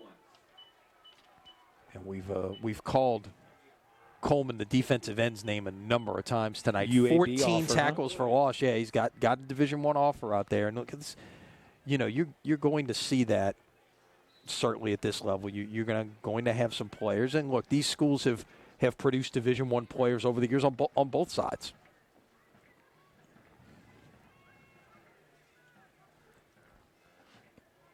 So second down 10, the ball at the 25-yard line. It's a keeper. Mariana, yep. Quarterback keeper, and will fall forward to near the 40-yard line. Nicely done there by Mariana to the 39-yard line. Let's see. I think they're going to spot it back at the 38. You got to watch for that slide there on the slip and slide. Yes. So a gain of 13 and a first down. But that's the first time we've seen the quarterback pull it off of that veer look to the fullback. You know, and it's just. You got a lot of chess. You got some chess matches going on from each sideline right now of what you're doing and kind of waiting to pull some things out. And it's a great call by Belle Chase and a big play because they needed that first down. First down of the second half for the Cardinals. Gets them out to the 38-yard line. Give it away this time. It is Gaines on the carry out past the 40. Still churning out near the 45-yard line. Still haven't blown it dead. Now they will at the 44. But I tell you, for 180 pounds, he is a tough runner, Gaines. I mean, he just keeps those legs churning. He's got those quick feet, and he doesn't want to go down. I mean, he's had a great night. That's got it. You know, it's getting him close to the 100-yard mark, and you know, he's not quite there yet, but I'm sure he's going to get there the way they're running the ball, and you know, they're sticking to their game plan. Belle Chase team, remember, they rushed for 170 yards in the first half. Really hadn't done much here in the second half until those last two plays. They only had four yards on the ground and 3 carries up until there. Quarterback will keep it. Yeah, and again, you're looking at that, you know, the second phase of the triple option. That is right near the sticks. Let's see where they spot this. You know, it's funny because the second defender that came in to make the tackle for Carver actually is the one who pushed the quarterback Mariana to the marker. I thought he had it. They're going to say no. He's short by a yard. Now now we see an official timeout. Perhaps they're going to measure. Stephen Myers is out asking for a measurement, I think. First thing I think he probably wanted is a little bit of a respot. Maybe his guy was a little bit closer. But I think, look, it gives you a chance to basically get a free timeout if you can ask for a measurement. It also gives you a chance to see exactly how much you need here. It looks close to a full yard short. They'll bring the chains across here as both teams will go back to their benches right here for a minute. Yeah, it looked like he kind of he had a spot, and it looked like he kind of lost it, and it got pushed back a little bit. I thought from his original spot from the line judge here, I thought he was a lot closer than what it's ultimately going to be. But But, they've done a good job picking up the short yardage tonight. I mean, I think every time they've had the opportunity, they've been able to pick it up, whether it be with a quarterback sneak or the fullback dive, the follow play that they're used to. Yeah, we're about a yard, huh? Yeah, about 3/4 of a yard. Maybe a couple 2 of feet. feet. Yeah, a Yeah. couple of feet. Let's, we'll call it 2 feet. 3rd and 2 feet, ball officially at the 47-yard line. Teams will come back out here. I'll give you a chance. We'll catch up on some of those other scores. Northwood of Shreveport, one of those undefeated teams you mentioned, leading South Terrebonne at half, 27-6. Lakeshore at halftime leads DeRidder 38-7. And Warren Easton leading Rain 26-0 second quarter. That must have been an inaccurate score we gave you earlier with that Carr Minden game 21. It's now 27-10 Carr at halftime, so we obviously had gotten some bad information there. Interesting. St. James over Donaldsonville. That's a district rematch, by the way. You got it. And that is an easy first down there as Mariana falls forward. Give him probably 3 to the 50 here. See officially where they'll spot it. Again, 2 on the play. Yeah, give him the midfield stripe as he's clearly past the 49-yard line, and it's first down and 10. A couple of, but St. James and Donaldsonville 2-0 St. James at halftime. Pitcher's duel going on in Vacherie this evening. Go.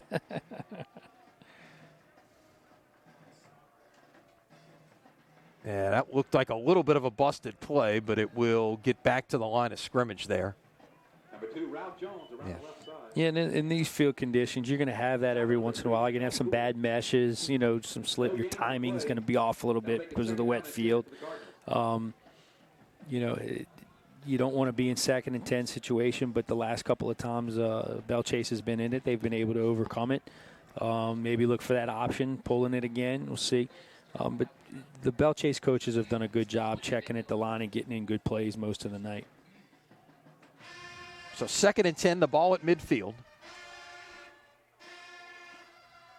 This drive started for Belle Chase back at the 25-yard line. This is the 7th play of this drive, and going over the far side there and near the first down marker is the quarterback, Mariana, who has suddenly become a part of the running game here on this possession. He really got the ball a little bit in the first half, but not to the degree that we're seeing here. He carried it A gain of 9 on the play. 5 times for 40 yards in the first half. Yeah, I mean they're popped a couple of big plays, but those were you had some different things happening. Now you've seen him carry it 4 times here on this drive alone, and it's 3rd and 1.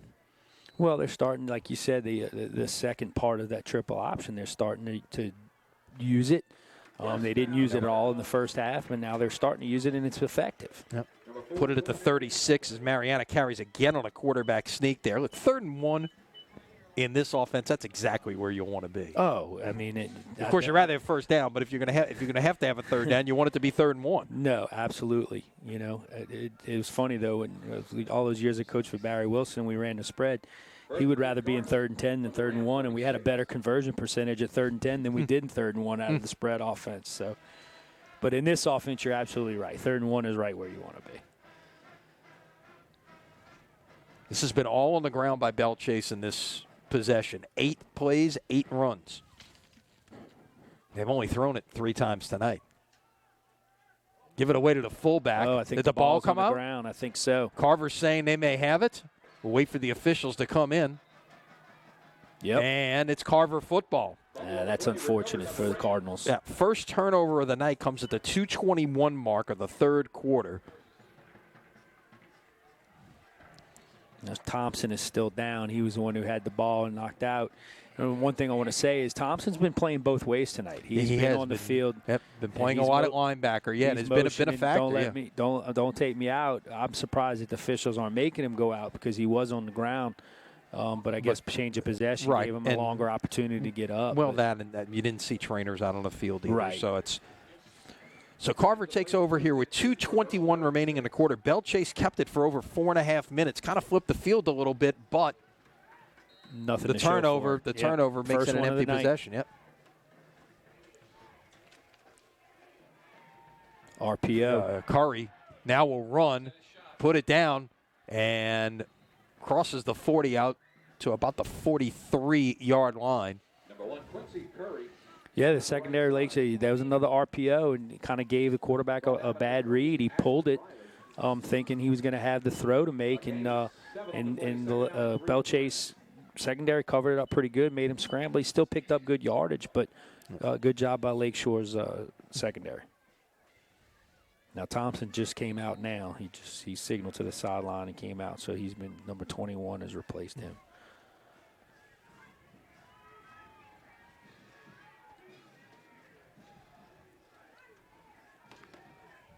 On 2nd and 3, a little pump fake there, looking to get the – he does have a man open, and it is incomplete. That was intended for number 8 there, I believe, or maybe 9. That looked like 8. That would have been Curry's pass intended for number 5, Justin London. check it. Falls It's incomplete. I thought that was 8. It was 8. Yeah, it was. That'll make it third Although down. Gray is a defender, so I'm not sure if that.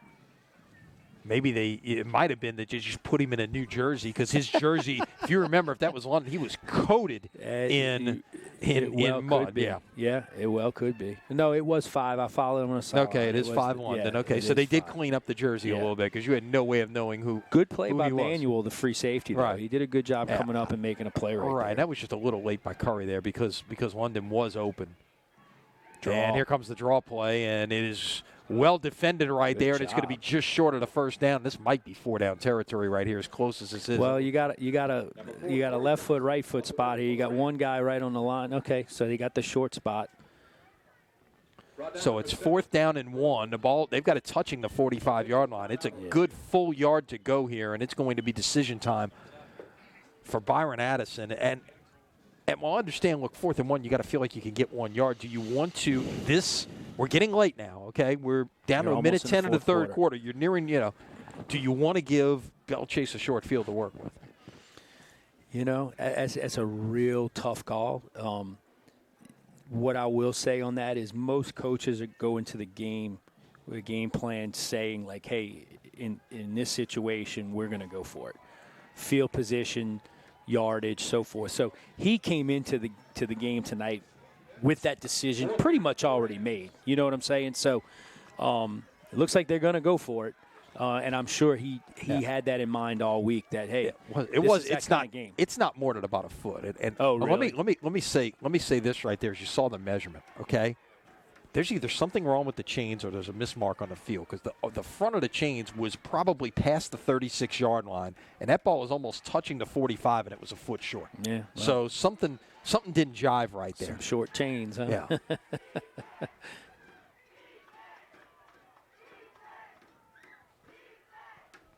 you go hard count here? He's under center, which he's not done the whole night. And let me tell you, they just absolutely stuffed it. He did not get there, and Belle Chase stops it. You see, that's just what I was telling you when I worked for Coach Barry. That's not what you do as a spread team. You get under center and get quarterback sneaks, Not that it's a terrible call. Belle Chase did a good job in stuffing it. But, do what you do. If you have confidence your offense can get it, run the zone read, run an RPO, something like that. Don't try to get fancy and do things that you normally wouldn't do, which is get under center and try a quarterback sneak. For the first time tonight, we have a team starting a possession on the opposite side of the 50-yard line. Belle Chase will start this officially at the Carver 44-yard line in a 12-12 ball game, final minute of the third quarter.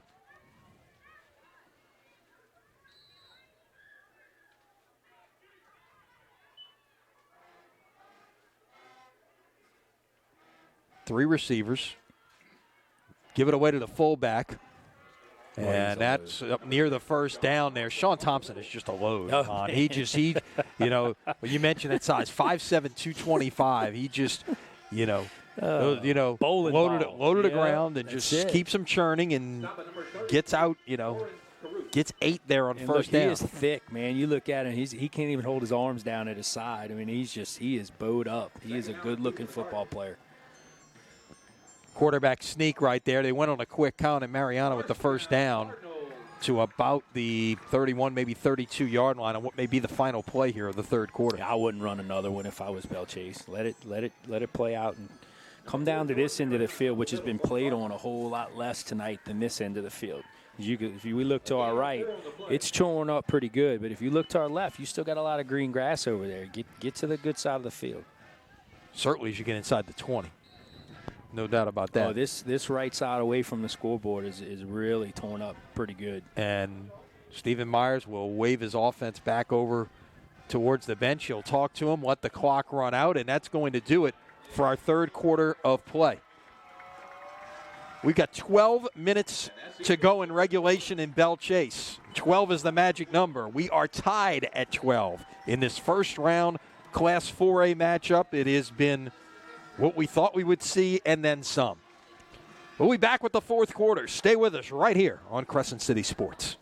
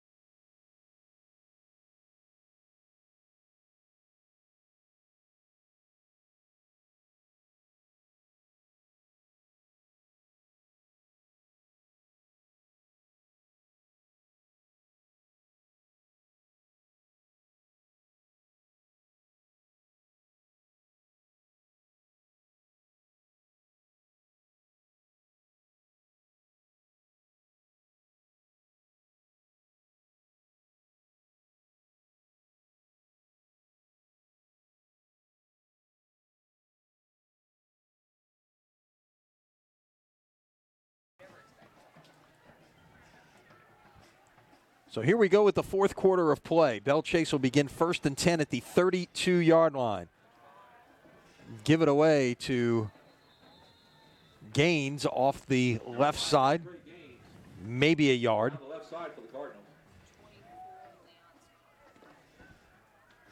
Something to keep an eye on, like I just mentioned to you, Lenny, is the quarterback, Mariana. Had a little bit of a cramping issue in between the quarters there, so something to keep an eye on for this Belle Chase offense. 2nd down, 9 at the 31-yard line. Belle Chase got a big 4th down stop, and Carver went for it on 4th and about a foot at their own 45-yard line and couldn't convert. Mariano looking to get outside. He's got the edge, but it's well defended that time by the Rams, and he might have gotten about a yard, and it's going to be 3rd and long coming up. 4-down territory.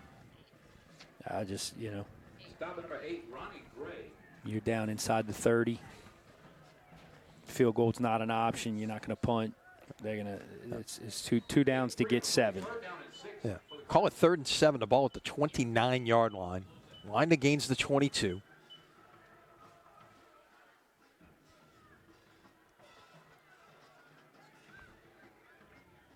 Now the big fullback Thompson will line up at a wing. Look. And they give it away, and it's Nice pretty well cut. blocked right there, and nicely done First by down. Ralph Jones. Still moving. He is a terrific back, and got to the 14-yard line. I tell you, and Gaines and Jones complement each other so well, and the fact that Coach Myers can switch them up and interchange both of them, and they both can do the same thing is a great. We got another cramp out there. It might be Jones. No, Jones is in the backfield, so it's not.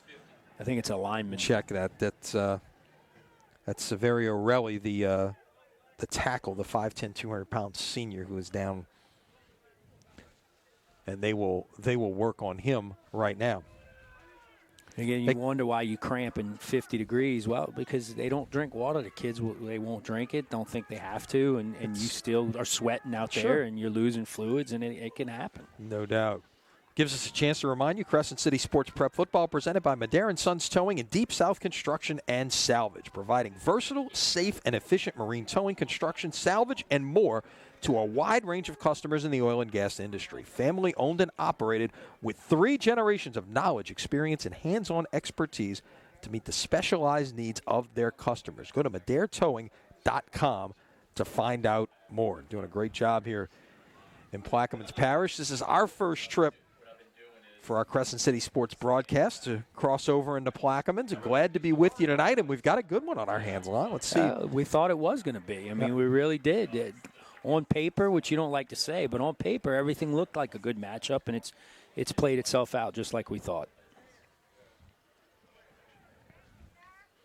We will have another one for you next Friday somewhere, somehow, sometime. We'll let everything play itself out this evening, take a look at the matchups, let you know.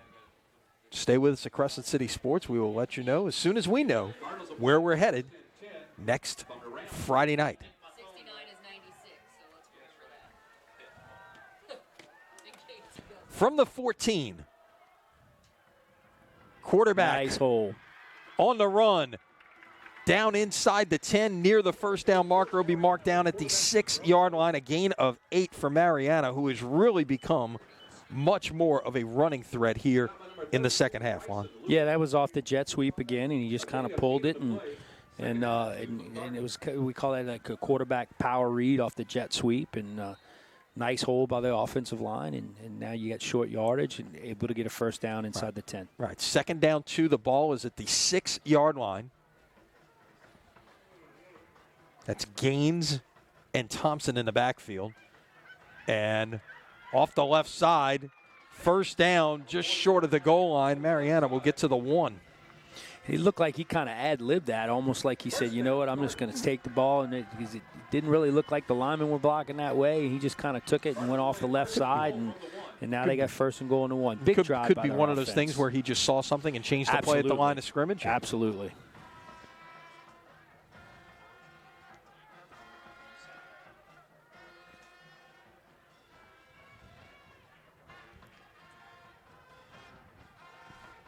Run as So much now all clock as you three, can here. exactly, and all 3 backs lining up in the backfield right here. In fact, it's going to be a tight, straight T Yeah, formation, straight T. and it's a quarterback sneak. And no signal yet. The whole offense is in the end zone. I can't see how it's Still not a no touchdown. signal. Still no signal. There it Now is. you got it. Touchdown. Quarterback keeper for Mariana. That is his second touchdown of the night. Comes with 8:39 remaining here in the fourth quarter and wraps up a 8-play, 44-yard drive that took, going back into the third quarter, took 4 minutes and 15 seconds.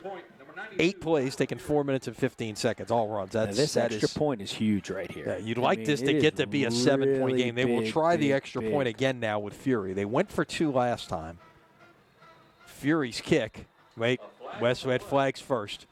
That looked like a much better kick that time. No signal, but Offsides on the defense. I see, and I understand why they do what they do from, enforcing this and make it a dead ball situation. But there's no harm done there. Let the play go and then penalize on the kickoff. I don't like the dead ball rule in the first place, to be honest It's with an you. ease of enforcement thing, and especially like we talked about, these are all 5-man crews in the first round of the playoffs. And now they're going to go for 2 here because the ball's at the 1.5-yard line. And I guess you can't fault them for that right here No. because you can make it an 8-point game.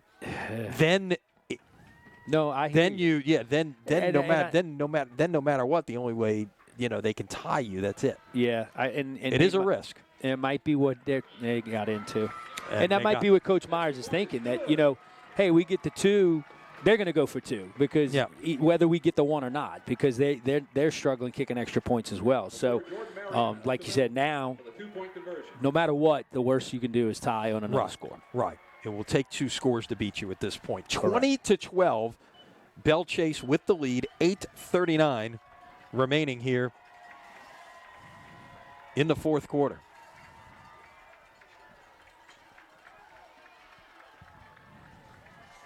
Now we know how quick Carver can score. They showed it, earlier in the half on their first drive.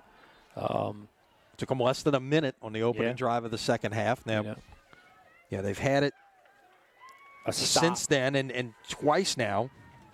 Here in the second half, Belle Chase has come up with 4th down stops. One from the Belle Chase 31, and then the other key play of this game is really that 4th down stop when Carver went for it from their own 45-yard line. Which started this drive, right? It started that scoring drive. yes. Yeah. a stop here by Belle Chase, a 3 and out, or maybe they get a first down and then you get a stop, would be huge for the Cardinals, because the way they've been running time off the clock, if they can get the ball back with 5-6 minutes left, they can almost, realistically, from what they've done on offense, run the clock out and win the football game. No doubt about it.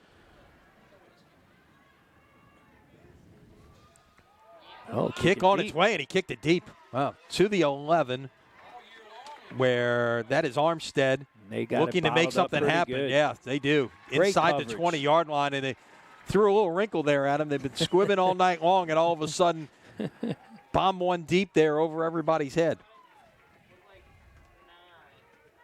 Number 2, Randolph Armstead. That's the worst field position that Carver's had all night, I believe. Inside their own 20. Shoot 15, huh? Riley Brown. Inside right the at the 20-yard line. 20, Yeah, yeah, exactly. right at They'll the put 20. it. They'll put it on the 20-yard line here. Rams will play So, first and 10 from if the you're Byron Addison, what are you looking to do right here? I think you've got to find a way to get the passing game going right Yeah, here, Lon. It's your bread and butter, and then Yeah, I mean, I would take you can take your shots. I would get in a favorable down and distance to do it. Ball's on out. the ground. And Wow. Belle Chase recovers at just the dropped it. 14-yard line. Went to pump fake there, and the quarterback, Curry, just lost the ball, and Belle Chase recovers. Are they calling it an incomplete pass? Oh, they wow. are. They're saying the arm was coming forward. That was Brendan. That was Brendan Groves Do who we have came a up with replay the on football. No replays. Yeah. So it's I could see he would went to come forward with it. It's the old Tuck rule. tuck rule. Exactly. What they tried to do was they took L Page and kind of swung him on a bubble and pumped it to him, and were trying to kind of slip by the corners on a deep route, and Yep. just didn't work. And everything's out of whack there, and the flag False is down. start, yeah. Yep. So now they will play a 2nd down and 15 here. Now, if you're Belle Chase's defensive coordinator, you've told your kids on the sideline what you've told them all year: nothing gets behind you. Yeah. No matter what you see, nobody on this team in the white jerseys gets behind you, especially in this 3-deep zone look that they're doing. Corner and free safety, nothing gets behind you. Cannot give up the big play. Make them earn it. Can't bite on a fake right here. No question about it. Draw. Give it away on the draw. And that is, again, well defended by the Cardinals. They brought a little pressure right there. Number 2, Randolph Armstead up the But show you how bad the field is. The umpire just slipped down and fell, coming to mark the ball.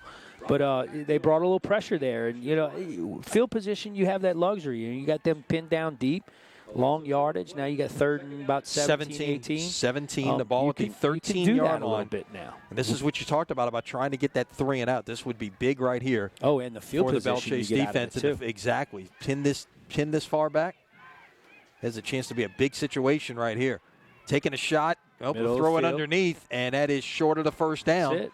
About 4 yards short. That was, Now, what do you do That if was you coach Elfage. Addison? I don't know right here. Let's see what he decides to do on 4th and 4. Look, obviously, I don't think his punting game is his strongest suit by any means. Do you take a chance and go for it right here? It looks knowing like you they might are. knowing you might not get it back. Yeah, or if you do, you're going to get it back down by 2 touchdowns, possibly. So he's going for it. I mean, every indication is he's going for it. Yep. 4th down and 4. The ball at the 26-yard line. Again, the line to gain is the 30. If you get him to jump, does it give you a first down right here? It looks like it does based on how the chains are. Curry gets it out there, and it's caught. Found that soft spot in the zone, and it's a first down to the 45-yard line, a gain of 19 on the play. Yeah, the back bubbled out of the backfield right there, and it caused the corner to kind of come up and the outside backer to come up, and it was just in that little curl zone right there. Calvin Jones with his 2nd catch of the night gets it out to the 45-yard line, and a big, big first down for Carver, considering a moment ago they were playing 3rd and 17. They got it to 4th and 4 and then converted in a big way, a gain of 19.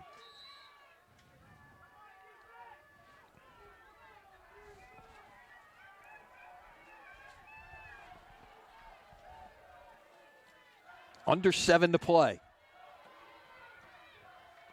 The give, and it's snuffed out. Gain of maybe a half a yard that time for Armstead. Brought down by number 7, Brendan Groves. A gain of 1 on the play. Said maybe a half a yard on a play, and you've got to like the job that Belle Chase has done making adjustments to the running game of Carver. Yeah. Carver was chewing up some yards on the ground. They did. And now they've It's been been done a much almost better job. non-existent Right. in the second half. I gotta wonder. We have not seen a lot of Corey Johnson here in the second half. You wonder if he's okay. We've seen mostly Armstead in the backfield and a little bit of London. Now they'll throw it on the slant. Oh, and it's dropped right there. And Reginald Patterson, the junior, Curry's pass intended for number 12. could not bring it in. Yeah, it was an RPO. Quarterback did a good job reading that. Curry pulled it out, and the slant was there, and he just hit him right between the numbers, and he just dropped it. Probably a case of just looking up before where you're going to run before you catch it, and slippery ball kind of plays into. So, but as we saw, again, this is 4-down territory. We've already seen it. He did it on inside his own 30. Right. So, if it was 4-down territory inside the 30, not helping either. No, exactly. The clock's getting down to inside 6. So down to 5:52 remaining. Pressure. Going to come off the edge. Curry will step up and let it fly, and he's got nobody down there. Great job by Belle Chase. 3 men back there with just 1 white shirt, and it's going to be 4th and 9. Now, he did have L. Page underneath short, probably about 15 yards from the line of scrimmage, and everybody was so worried about that deep pass. L. Page was kind of sitting right there. Might be something that the Carver coaches saw and come back to it, because it would have definitely been a first down. And he's been their go-to guy all year from what the statistics say. So, and we haven't really seen much of him either. No, tonight, 65 catches on the year for L. Page, the second-generation Carver Ram, following the footsteps of his dad. One of the best to ever wear the green and orange. Curry will look to run. Got a little bit of a hole. Can he get to the sticks? No. What a shoestring tackle to knock him down short of the first down. Ty Martinez, the junior, with a huge play to get the Belle Chase defense off the field, and the Cardinals will take over at the 47-yard line. Wow. I mean, that was a shoestring tackle right there. I mean, he was real close to picking that up. Great job by him, pulling it down and running, knowing the situation. But now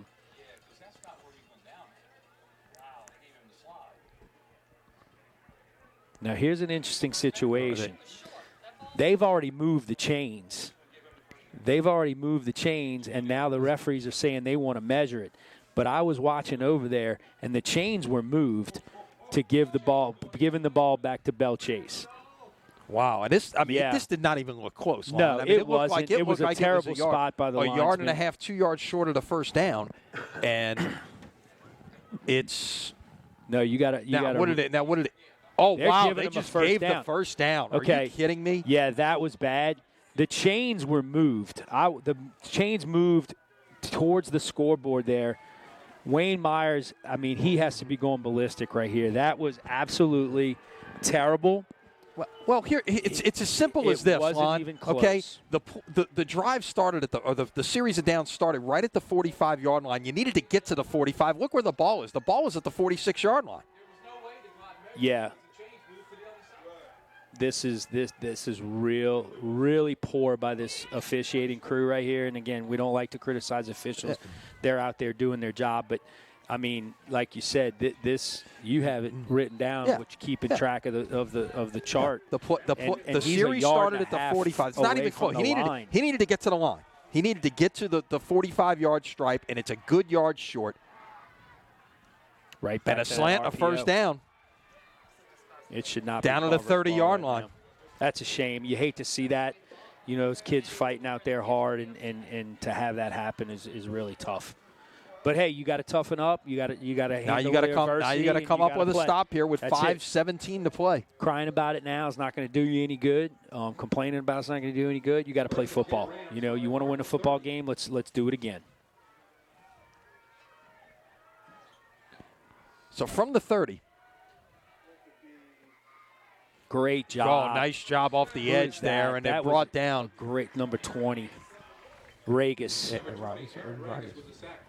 Boy, he slow played that zone read. The quarterback hadn't really pulled it all night on that zone read, and he just slow played it, made him pull it, and was sitting there waiting for him. Great play by that young man. It'll be 2nd and 12 now at the 32-yard line as the clock ticks under 5 minutes.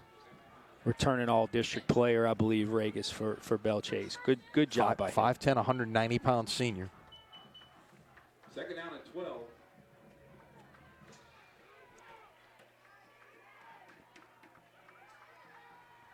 Pass caught for a first down. Wow, how What did a he catch catch. that?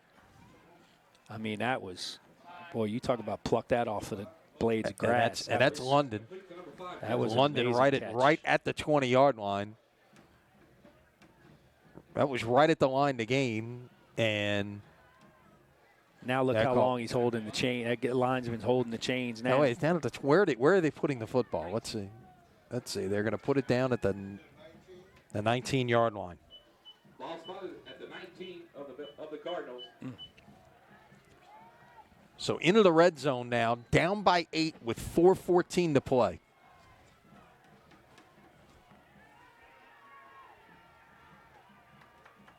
Take a shot at the end zone right here. Let's see what happens here. Is Curry in the shotgun.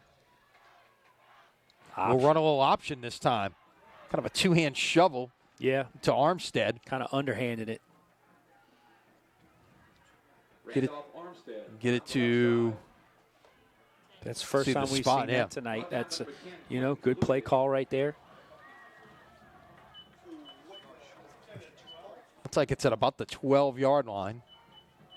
Maybe the 11. Looks like 2nd down and 2. So hard to see. The lines are it's- just yeah, gone. on the exactly, field. It's so hard to exactly. see. 1.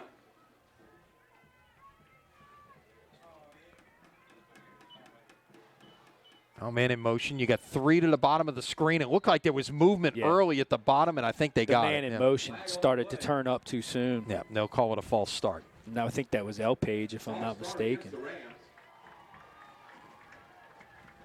Could say they were bringing L Page across and trying to throw a little quick little screen to him and get him in space. And And look, in the officials' defense with these field conditions, first of all, if the chains had already moved, they had nothing to go by at that point. But it's hard to, the lines, like you were saying, especially when you get down to that end of the field, a lot of the lines have been wiped away by all of the action. You could see it Yeah. right there on your screen. There's not much there. but I saw those chains move. Like basically they shifted to make it first down from that point, Right, where the the spot- ball was, Yep. and just again the 5-man crew. I mean, I don't know if that's the reason, but Yeah. unfortunately for Belle Chase, they got the first middle screen. Little screen. again. Great job. And that was Armstead on the catch, and it was well defended that time. Curry's pass complete to number 2, Randolph Armstead. Short. Put it back at the 19-yard line. So this is going to become now 3rd and 10 at the 19. I tell you, Lenny, your eyes are way better than mine because that looked like a 9, not a 2. So the fact that you're able to see these It numbers- could have been. It could have been. No, I think it was, but I'm just you got the eagle eye way more than me.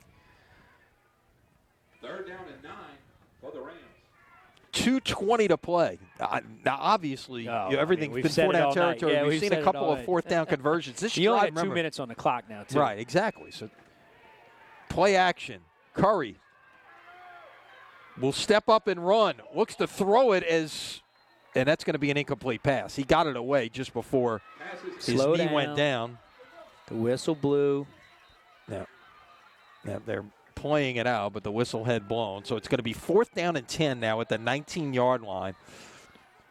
Last thing you want to do, Belle Chase, is get a penalty right here.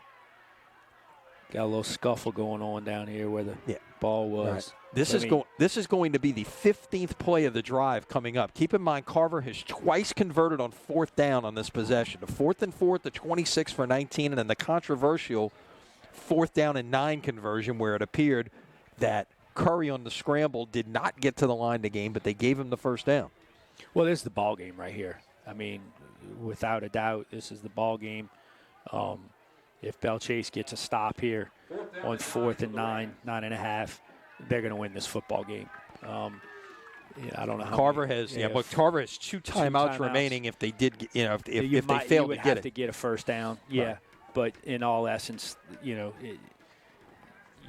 would almost see that this would be the football game All right. if they get a stop here. So here we go on 4th and 9 from the 19 of Belle Chase. 3 to the top. 1 man to the bottom. That's London. Curry looking, throwing, Not even incomplete. And Belle Chase gets a stop. They thought they had it once before. Now they've definitely got it now with 1:56 to play. I'll tell you what their secondary did. They played the sticks. If you looked at their corners, their backers, they dropped to the sticks and kind of sat. And you can do that a little more with the short field because, in the red zone, because you can recover easily from somebody getting behind you and having that out of bounds, the back of the end zone to protect you.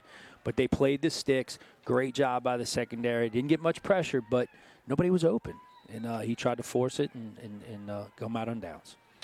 So Belle Chase takes over at its 19. Like you said, probably 1 first down is all it takes. Carver with 2 timeouts remaining. You just got to hold on to football right here. I mean, literally, that's you hold on to the ball, get a first down, and the game's over. Coming this way, stay in with bounds. room to run, and it's a first down. Ralph Jones has been the man for this team all year long and delivers right there.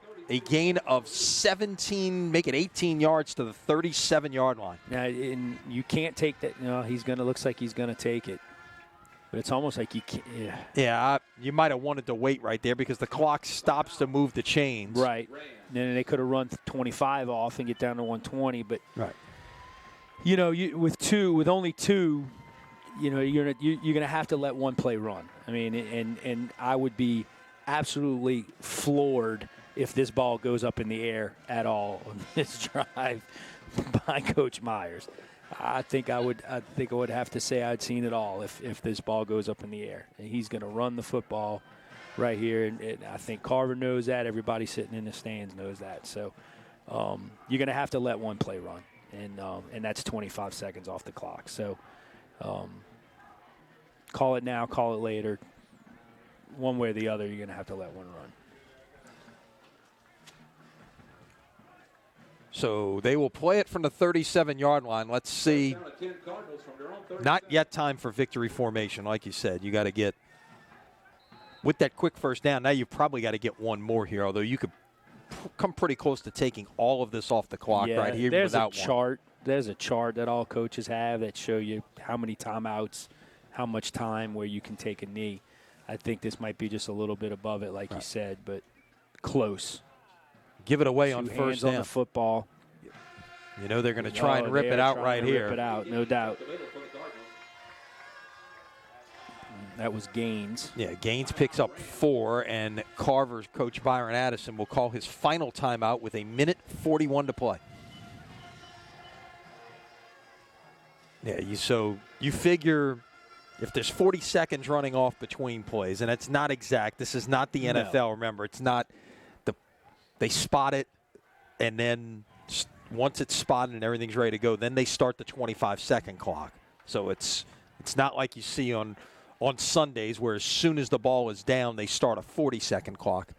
But it ends up being about the same thing. So if it were to come out to about that, then you'd have to get 21 more seconds off the clock over the course of 3 plays, and that may take a lot. That might be running the ball. That might be a little much. So basically, I guess what we're saying in the short term here is you need get a first down and you're it's safe. over, yes. Yeah. Otherwise, there's a good chance you're going to have to punt it.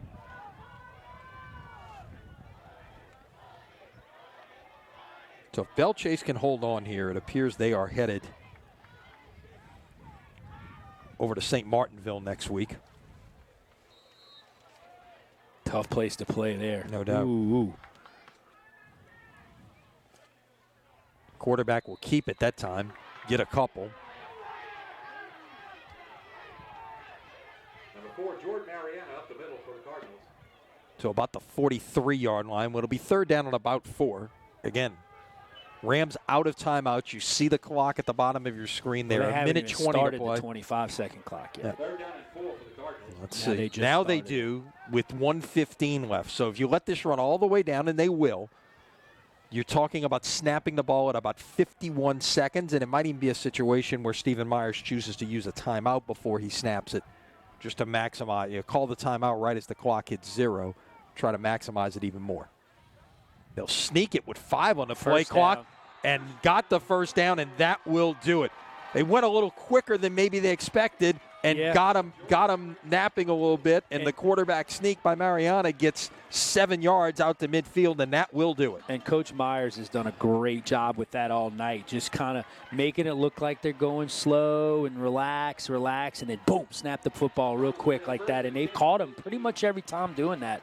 So, I mean, I tell you what, the Belle Chase coaching staff did a great job with their game plan. They stuck to it, and they did what they needed to do to win this football game. So the clock was stopped with 52 seconds to move the chains. Now it's running. And also, now they're going to have to take 2 knees here. So Coach Addison had a great game plan too. You can't take anything away from the Carver coaching staff. They did an excellent job.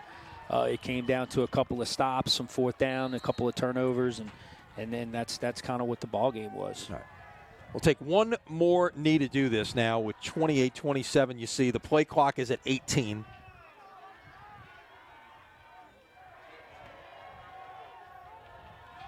And Belle Chase, for the second straight year, will win an opening round game and get set to move on to the quarterfinals. See, I hate to see that. Carver's going down at the knees of the offensive lineman. I hate to see that. Oh, we just had a punch thrown.